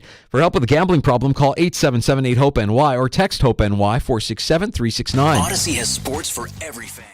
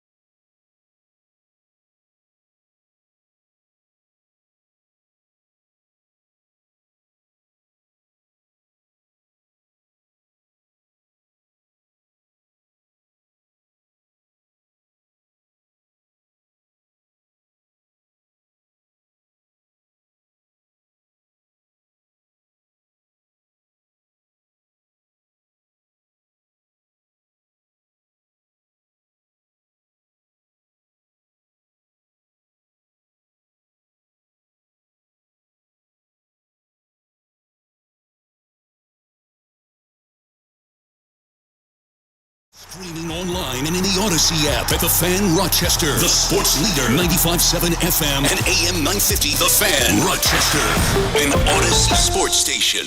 The Fan Rochester Sports Update. Rochester Americans getting closer to hiring a new head coach. The Fan Rochester reporting that Sabres GM Kevin Adams has narrowed down his list and he hopes to finalize things soon. Oilers head coach Chris Knobloch on his team getting to the Cup final. Obviously, getting to Florida is a long trip.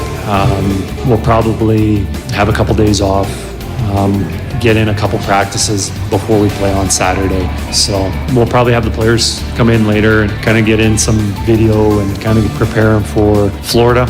Edmonton and Florida game 1 is Saturday night. Justin Jefferson getting a new deal, $110 million guaranteed, as the most ever for a non-quarterback in the NFL. Former Dallas Cowboy offensive lineman Larry Allen has passed. Rochester Red Wings opening a series tomorrow night in Worcester. Gene Battaglia and the sports leader, The Fan Rochester.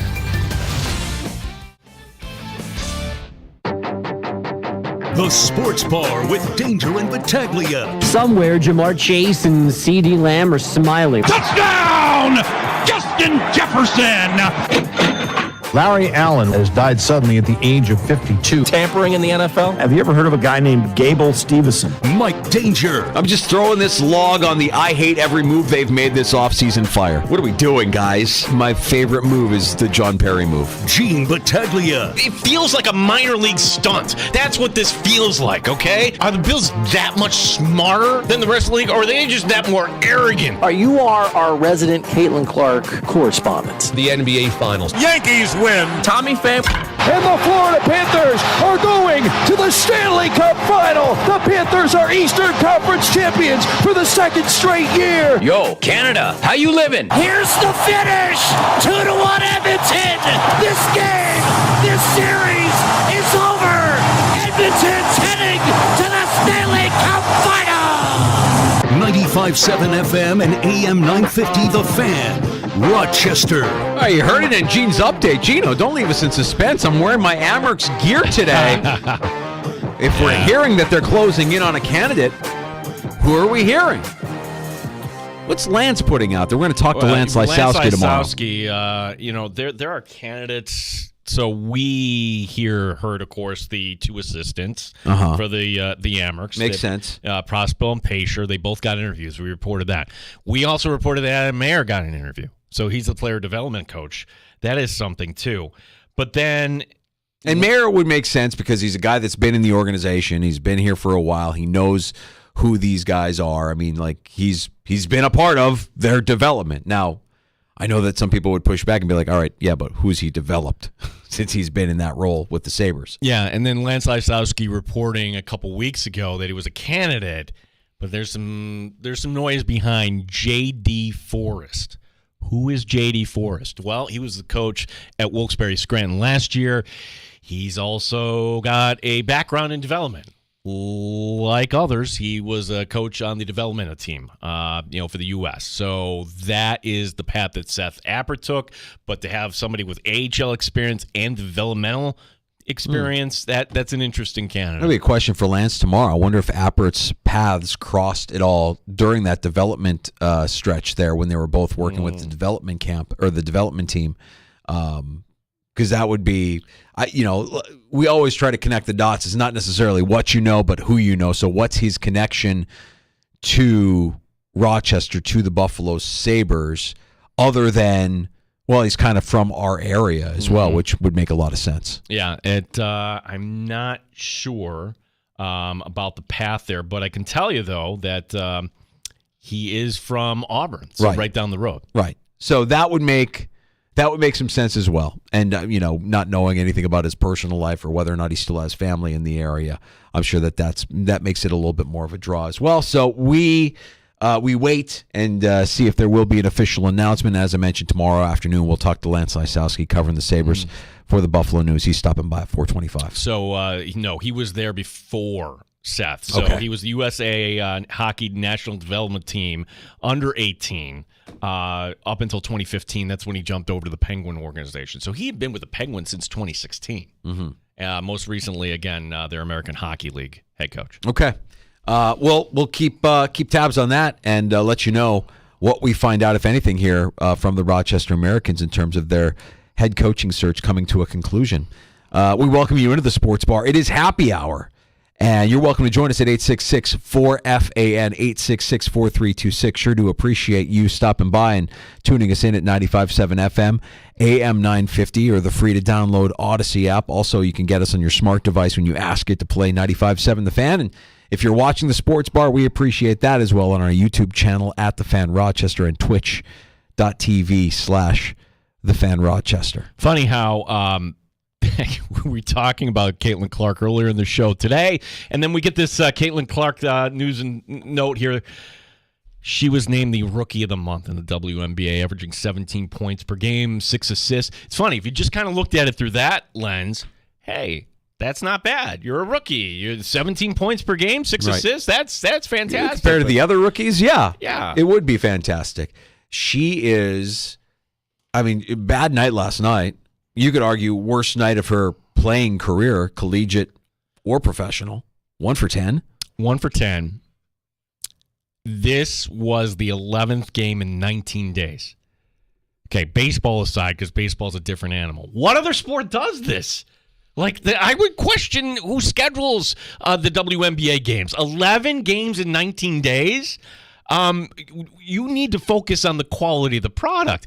I think the NBA players sometimes milk it a little bit when it comes to load management, but this is the other extreme. It's almost like, hey, Indiana's going to get the number 1 overall pick, and we really need good TV ratings out of the gate. Let's front load and get Caitlin on TV as much as possible. There are some positives to it, though. I don't disagree with what you're saying about, stretching out the schedule a little bit, but maybe it is the Caitlin Clark effect that it feels more accessible now than it's ever been. I feel like it's always on. You've got now. There's no games tonight, but it feels as if you're seeing the WNBA more prominently featured on sports networks now than ever. Well, let's just take our show for an example. Like the fact that we're even talking about it. Right. We're WNBA haters, but we would never even mention who was in the final. Right. So now this is a story, and I think it's also interesting. What would be the parallel in sports where, hey, rookie, shut up? Because doesn't that seem like there's this initiation going on with Caitlin Clark, that some of these fouls seem a little extra hard, and where somebody from the outside, we should be celebrating. Wow, you lifted an entire sport, almost kind of like how Magic and Bird did way back when. You lifted the WNBA.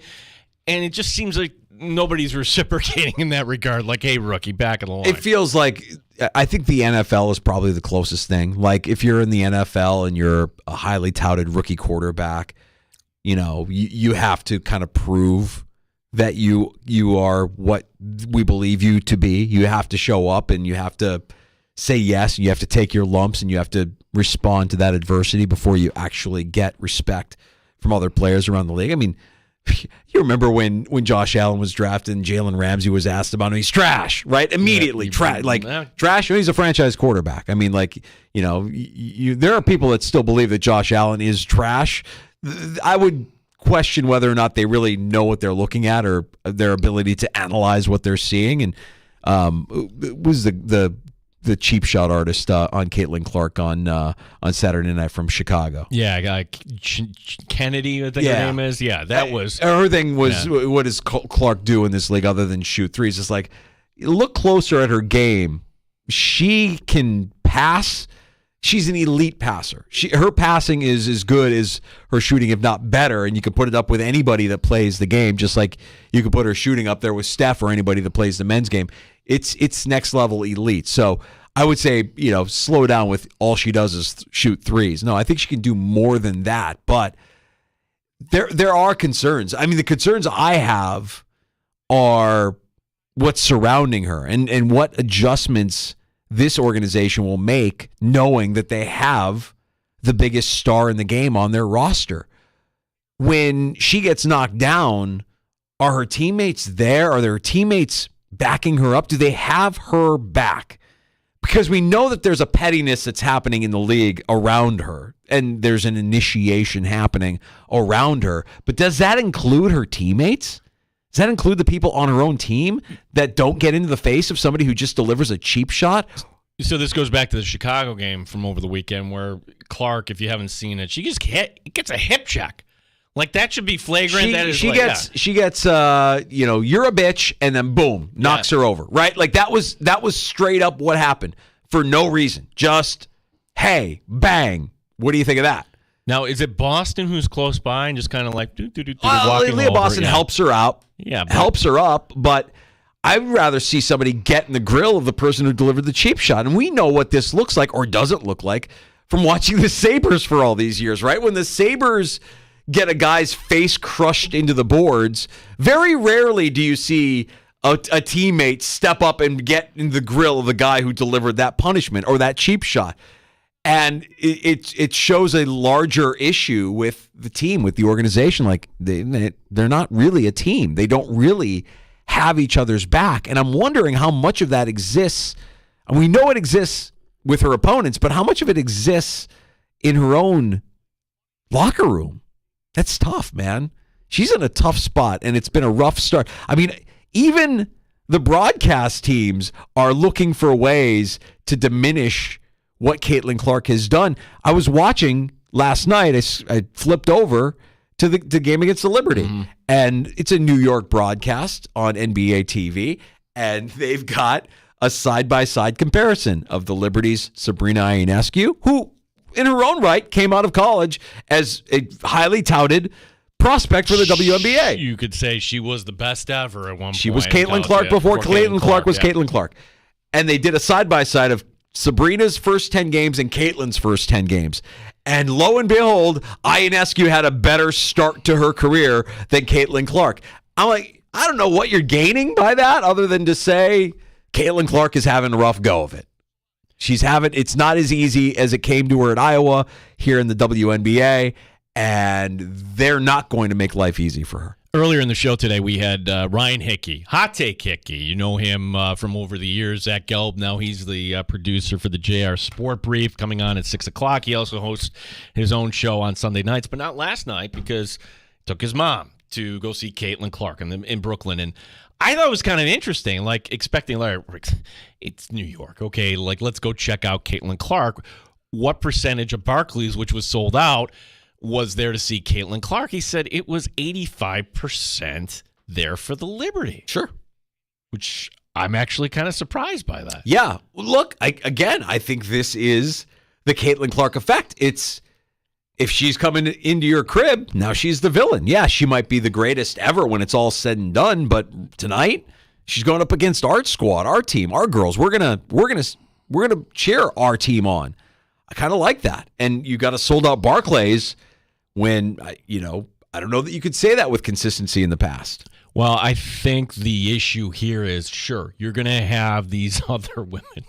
What, did the one call her a bitch? Like, literally, like... Yeah, before she gave her, like, a shiver and then, a shoulder and knocked her over. That is the issue here. Like, fire the coach. If the coach can't get the other teammates to stick up for your meal ticket, then what are you doing here? Or the GM has to go get some more muscle or something like this. They're not used to this in this league. They're not used to all the media attention, and they're not used to us talking about, hey, that's kind of questionable there. Like, this is just a general sports topic. If you're not standing up for your teammate, what are you doing? Because you could say, well, we don't know Caitlin. I'm pretty sure she's a good teammate. How would you have, does anybody have any evidence that Caitlin Clark is me first or anything like that? I don't hear it. Yeah. I don't see it. I don't either. But it doesn't, she's just having a rough go of it. And the initiation continues. That's a bad team. And, she wasn't the thing that could cure all ills of the Indiana Fever. And I'm guessing that there will be changes, that this offseason you will hear of that team looking at what they have, this exquisite athlete who is going to elevate the play of those around her and the league that she plays in, and maybe surround her with teammates who actually care or who can actually, they're going to be, or a coach who can get more out of them. It feels like she was drafted into a dysfunctional situation. And Aaliyah Boston might be nice. I mean, they've got Aaliyah Boston from last year's draft, Caitlin Clark. I mean, you've got a couple of things that you can build off of here in the WNBA. Well, like on a Sunday night, though, to have Caitlin Clark, and what were your choices last night? That or Phillies Cardinals? Maybe Oilers.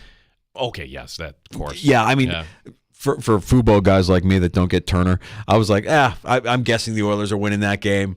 I would love to see it. The McDavid goal, by the way, was so filthy. Did you see the McDavid goal? I mean, just unbelievable. So, yeah, I mean, limited options on a Sunday night. And I did scroll over there in between innings to see what was going on. And I saw the Fever getting absolutely slaughtered by the Liberty. And I'm like, well, this game isn't entertaining. And everybody's missing their shots. And it's pretty one-sided. I'm going to go back to baseball, which was a competitive game. Yeah, that's, the struggles of Caitlin Clark are being well documented. I don't know if they're going to change anytime this year. I love the fact that Pete Coelho, who's running things now for the Buffalo, said, hey, we want the draft. Now, I'm on record saying that's not for me, standing around, just kind of, all right. Wait, but you're Mr. Krabby Ass. That's why. You're not going to let that go, are you? No. Every time we talk about the draft, Mr. Krabby Ass wants to know, who are these people? Who are these people? Who are these people? Showing up to the draft? Standing around. It's not a concert. It's not a game. Who are these people? You go Jerry Seinfeld on us all when it comes to the draft, Gino. Mr. Krabby Ass. It's funny, this world. Like, you don't think you're going to go viral, and that was the one thing. And then all of a sudden on national radio, I'm called Mr. Krabby Ass. Okay, look, it was a crabby take. I'm not here. If you want to go, knock yourself out. Yeah.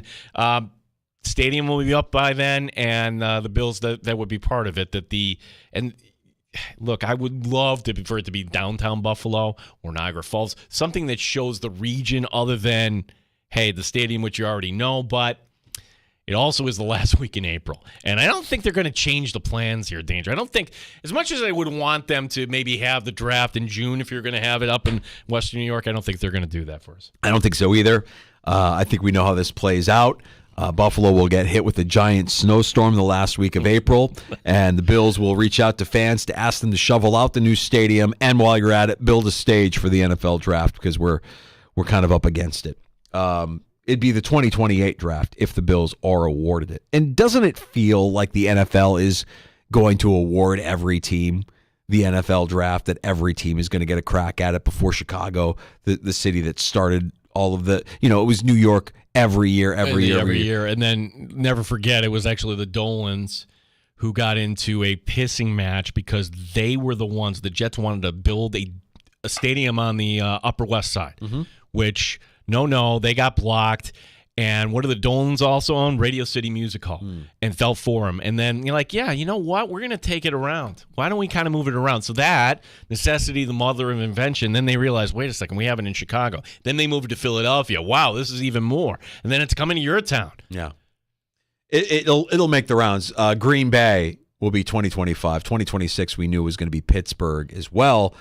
No city has been awarded 2027 yet, and the Bills putting in a bid for 2028 to have it at the new stadium. Why wouldn't you want 27? Maybe just make sure everything is okay with the stadium. I also think, you have a couple of years of stadium. You also have a couple of years of development around the stadium, right? Like, that's a part of it. Yeah. From what they tell us, I don't know if development is going to change that much around the stadium. It's in the same neighborhood as it is right now, but that's the scene, right? I picture that turning into like Jefferson Road, what it should be, right? Go to Patriot Place, and there'll be hotels. Is that really going to happen? I don't know. Yeah. I don't know. But that's the plan, at least, that, come 2028, should we be fortunate to still be able to do what we do, Gino, you and I might be broadcasting live, literally live from the NFL draft. That would be fun. That would be fun. We just missed out on the NHL draft when it was in Buffalo. That would have been fun, too. But I don't see, when we're broadcasting live from the NFL draft, do you think we would actually be in contact with the players? It's a TV event. It's really a TV event, but I mean, we would get insiders or draft insiders, or maybe there's a player or two that slides through the cracks so we can get a chance to talk to. I think that'd be a lot of fun. So we'll keep tabs on that. Like I said, the NFL hasn't awarded 2027 yet. Bills want to get a bid in for 2028. Justin Jefferson got his deal done with the Minnesota Vikings. A new bar, a new benchmark, $35 million per year in new money, including a signing bonus of just under $37 million. So now the bar has been reset for the wide receivers, and you imagine Jamar Chase, you imagine CeeDee Lamb, certainly Tyreek Hill is probably going to look for some sort of modification to his extension. Jefferson getting his. Yeah, I mean, Jefferson, like to put this, and this is courtesy of David Lombardi, most fully guaranteed money for wide receivers. You go from DJ Moore. Is that funny to think he had the record at 1.41 million? Calvin Ridley to 47. A.J. Brown gets his deal done with the Eagles, 51. Tyreek Hill goes from 50 up to 52. And then it jumps $36 million up to Justin Jefferson at 88.7. What? Like when you were like, hey, it's 56. You're going to get more than Tyreek. Guaranteed money, right? Yeah. Like they're betting that he's going to stay healthy and that he's going to be productive. And, there's a lot of fluff around these contracts, a lot of this money. It looks good. Big numbers sometimes look good, but you realize, oh, that's not guaranteed. Oh, that's right. At the end of the deal. That is the real number there for Justin Jefferson. Doesn't the real commissioner of the NFL get upset, though, with the Vikings owner? Wilf, like, what are you doing? Why would you reset the market like that? Honestly, if you're the Cowboys, if you're the Bengals, it's your own fault. Get in front of it. You set the market and then let them react to what the market is. I mean, if you're the Bengals right now, you got to get a deal done with Chase. Do it now. Don't wait. Do it now. Get it done now that hey, he's got 2 years left. We can actually get close to this number that Jefferson just put out there because it's not going to get any cheaper. It's not like the CeeDee Lamb deal is going to be less. They're going to they're going to push it as much as they can. So if you want that value, if you want that savings, don't wait. Get in front of it. That's what the Bills did with Josh Allen. I mean, that's why the Josh Allen deal, for as rich as it is, it doesn't look that bad. And when you look at what he's making compared to his peers, like they got in front of it and which the Bengals not in front of. Like, they are literally going to have a wide receiver play on a tag in Higgins. And then you have Jamar Chase. Now, he's not up right now, but if you're not taking care of Higgins, Chase has to be wondering, okay, what are you going to take care of me? If they're not part of your plan, then you should trade them. Or you should have traded. Too late on Higgins. What do you do on Chase? Well, you're going to have to pay him more than Justin Jefferson, so congratulations on that. What do you do if you're the New York Giants, expecting that tight end Darren Waller is going to retire before mandatory minicamp gets underway for Big Blue there Tuesday and Wednesday of next week? Darren Waller's budding music career going to take off? Yeah, do you want me to play that again? That was on Friday's show. I do not want to hear that again. What is the movie? Say Anything? This was like the modern version of Say Anything. Instead of John Cusack holding up a boombox, this was Darren Waller singing, and Darren Waller hiring an actress who kind of looks like his ex-wife. Yeah. And doing this music video. I'm like, dude, that's not going to win her back.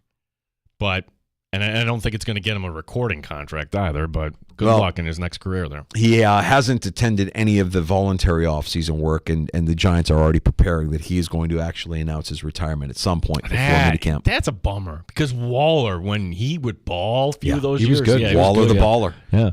Big size, good frame for a tight end, really got after it. And a bit of sad news from the NFL today is Pro Football Hall of Famer Larry Allen passed away unexpectedly on vacation with his family in Mexico on Sunday, 52.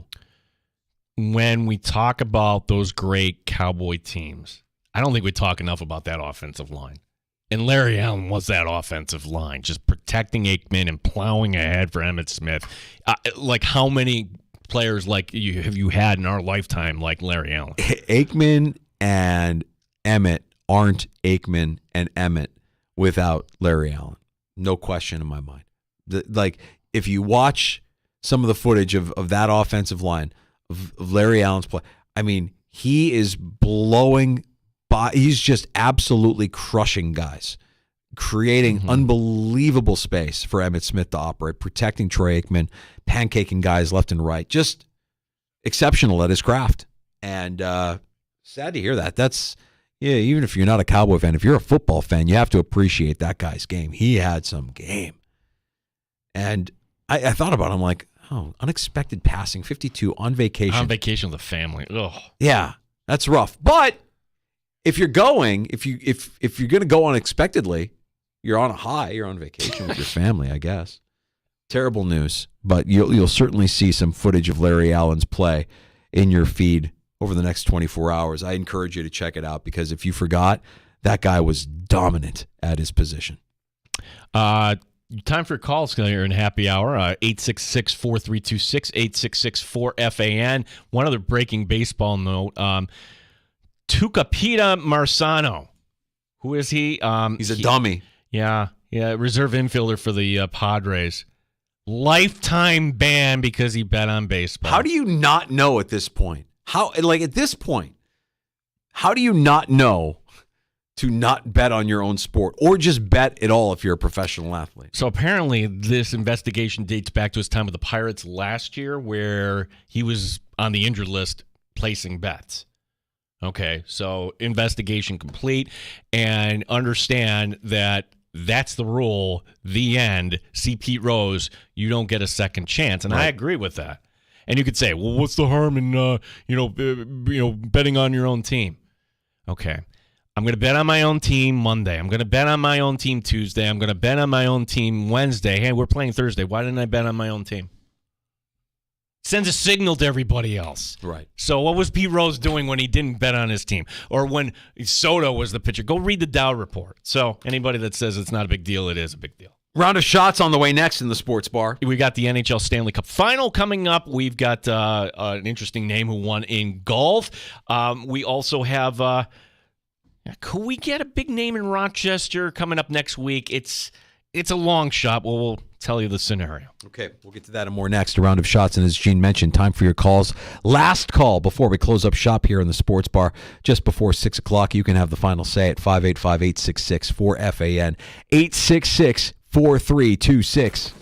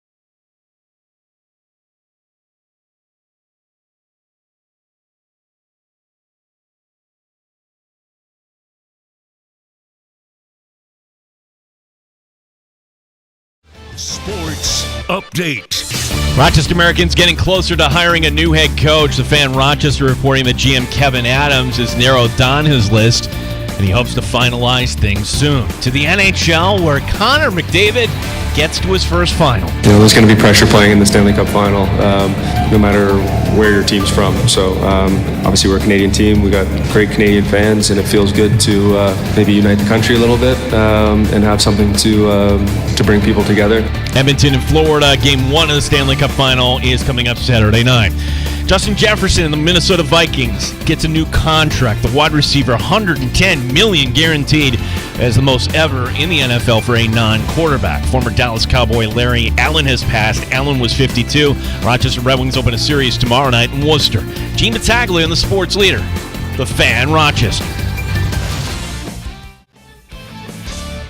Epic victories, heartbreaking defeats. No matter your team, no matter your game, we talk sports. The Fan, Rochester. I mean, it's obviously exciting. That's why this is what we play for right here. But there's a lot of work left. Obviously, we're going to face a good team. We know who we're playing already, which is kind of nice. So, yeah,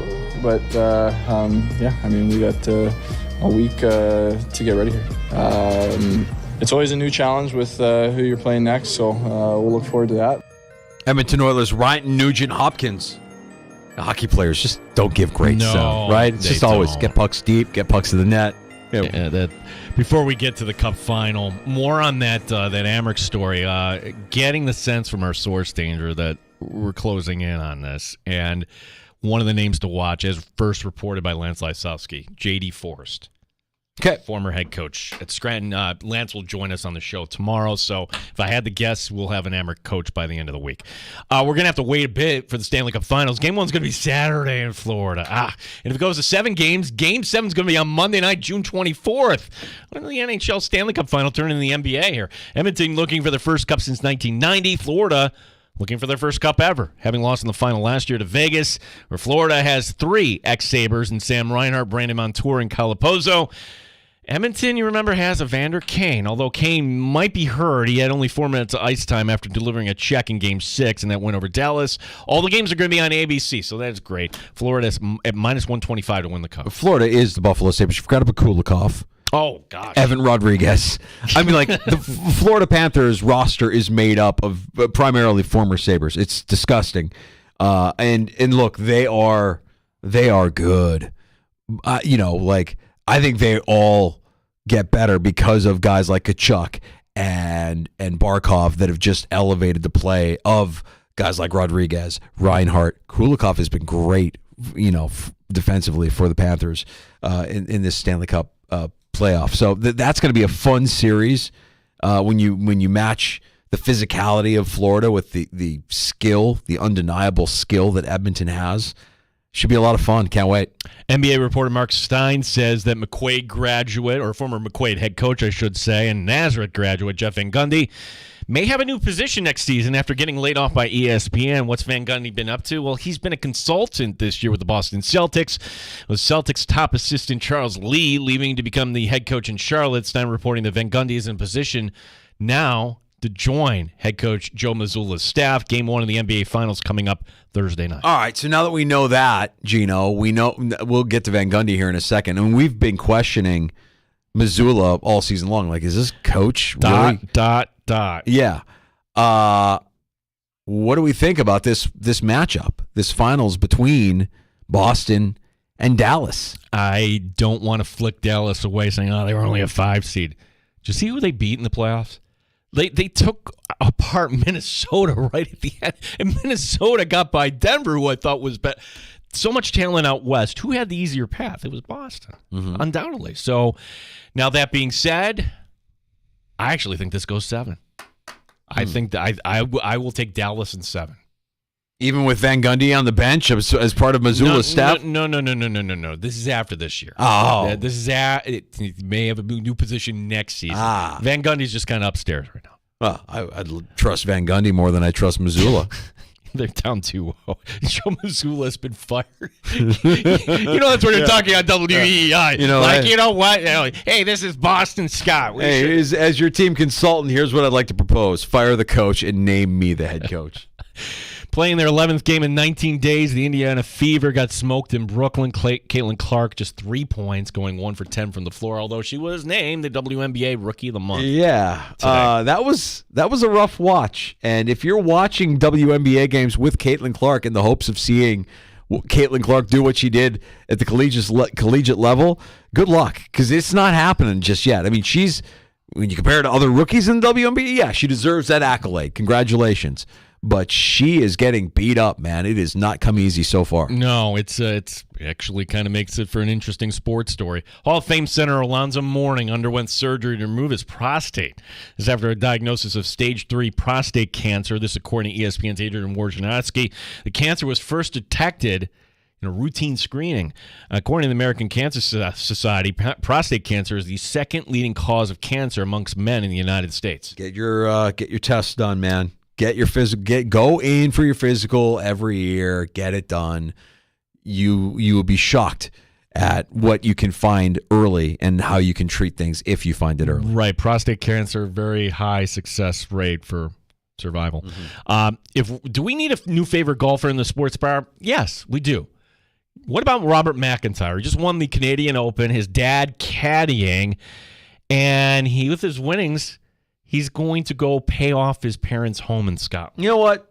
I'm done with golfers crying. I don't want any more golfers crying. Okay? I get what? It's just crying. Look, most of these guys are spoiled, entitled, rich kids, brats, trust fund babies, whatever it is. Stop with the emotion. I don't need your crying after you win a tournament, even if it's met with good intentions, like I'm paying off my family's house because stop. You're going to go the other direction. You're going to all of a sudden cheer for Patrick Reed because, hey, I am an a-hole. I'm going to own my a-holeness. That's right. Yeah, that's right. I want a jerk up there. I want a guy that, of course I'm here winning championships. Do you know how I was raised? With a silver spoon in my mouth. I lived on the golf course because my parents could afford it. I'm not going to pay off anything. You know what I'm going to do? I'm going to pay off my guma so to keep her quiet so that my wife doesn't find out about it. For those not fluent in Italian, guma means girlfriend. Side, yeah. Girl on the side. Like, Amanda Ballioliolis, or whatever her name is. Rory's guma. Oh my gosh. I'm like, one time I asked Danger, like, who's she? Oh, that's the guma. I'm like, oh, the guma. Yeah. Oh, the guma. It still exists, and it probably exists with professional athletes more than anybody wants to discuss. It's not looking too good that we're going to see Yankee ace Garrett Cole rehabbing in Rochester next week. Cole is getting his first work tomorrow, but it's with Double-A Somerset. A second rehab start would be Saturday. Now, if the Yankees deem him needed for a third rehab start before the call-up, that would be the following Thursday. Now, Scranton Wilkes-Barre is here in Rochester next week, but again, will Cole really need 3 rehab starts? You really need to be sure. So, yes, I think they need to give him as many rehab starts just to be really – it's not like they're losing. Yeah, they just really, really make sure. And you know what? Why not bring him up to the competition in AAA? That's right. There you go. After sweeping the Giants, the Yankees back home tomorrow night against the Twins. Guaranteed win night, I heard. 42-19, New York has the best record in the majors. Yeah, the way they have owned the Twins through the years is remarkable. I mean, it's one of the most – it feels like one of the most one-sided rivalries in all of sports. The way they dominated the Giants, the way Aaron Judge showed up this past weekend. Though. Yeah, you have Giant fans wondering why their team isn't constructed the way the Yankees are constructed in that ballpark. That they absolutely demoralized them. Finally, the story of Birmingham Southern Baseball. Now, you might have heard this. That's a school that played in the Division III World Series, despite the school going out of business. Once the semester wrapped up, that was it. And by the way, this is becoming more common. See Medaille, see Wells College. You mean to tell me that these institutions of higher learning are actually businesses that can go out of business? Yeah. No way. Yeah. Birmingham Southern, they got knocked out by Wisconsin Whitewater, so the ride ends. But rather than taking the flight back together, The team opted for a 12-hour bus ride simply to savor every moment before they all go their separate ways. I love that. It's too bad. I guess the alumni of Birmingham Southern just don't have the deep pockets to help keep things afloat, and Birmingham Southern just not up on their fundraising. What's going on down there? Yeah, I mean, not a lot of pride in being a grad from Birmingham Southern. You would think like, hey, put a flare up into the sky. Hey, we're going to go out of business, or there's only so many times you could ask. Yeah. See, the thing, Danger, you miss out on. Tell me like a month that doesn't go by where I get asked for money by Fordham. Or whatever. You get asked for all the time. Yeah. I don't go through it because I didn't graduate, but I hear about my wife from, my cheap wife will complain constantly about, Brockport sending me another letter. Oh, Brockport this, Brockport that. And she's oblivious. She's numb to it. She's like, no, I'm not giving you. You get enough money with the tuition that you get. Come on. What are we doing? So, yeah, I guess, if you needed that extra wind in your sails, Birmingham Southern just doesn't have the alumni that have the deep pockets to keep the doors open there. Yeah, and the baseball team did not. I was actually kind of pulling for it. Could you imagine what that would have been like? Well, I do love the 12-hour bus ride just Yeah. to soak it all in one last time. I think that's kind of neat. But, you're right. I mean, sign of the times. You've got schools even in our area that are going out of business. Going out of business sales at the schools. I would just once love to hear Johnny Boxspring voicing a going out of business school sale. Hey, Medaille College, I'm Johnny Boxspring. Everything can be today. Everything must go. Medaille College, everything must go. I'm Johnny Boxspring. Professor Johnny Boxspring. Last call is next. 866-4326, 585-866-4FAN. You can have the final say as we close up shop and preview tomorrow's show next on The Fan. Odyssey has sports for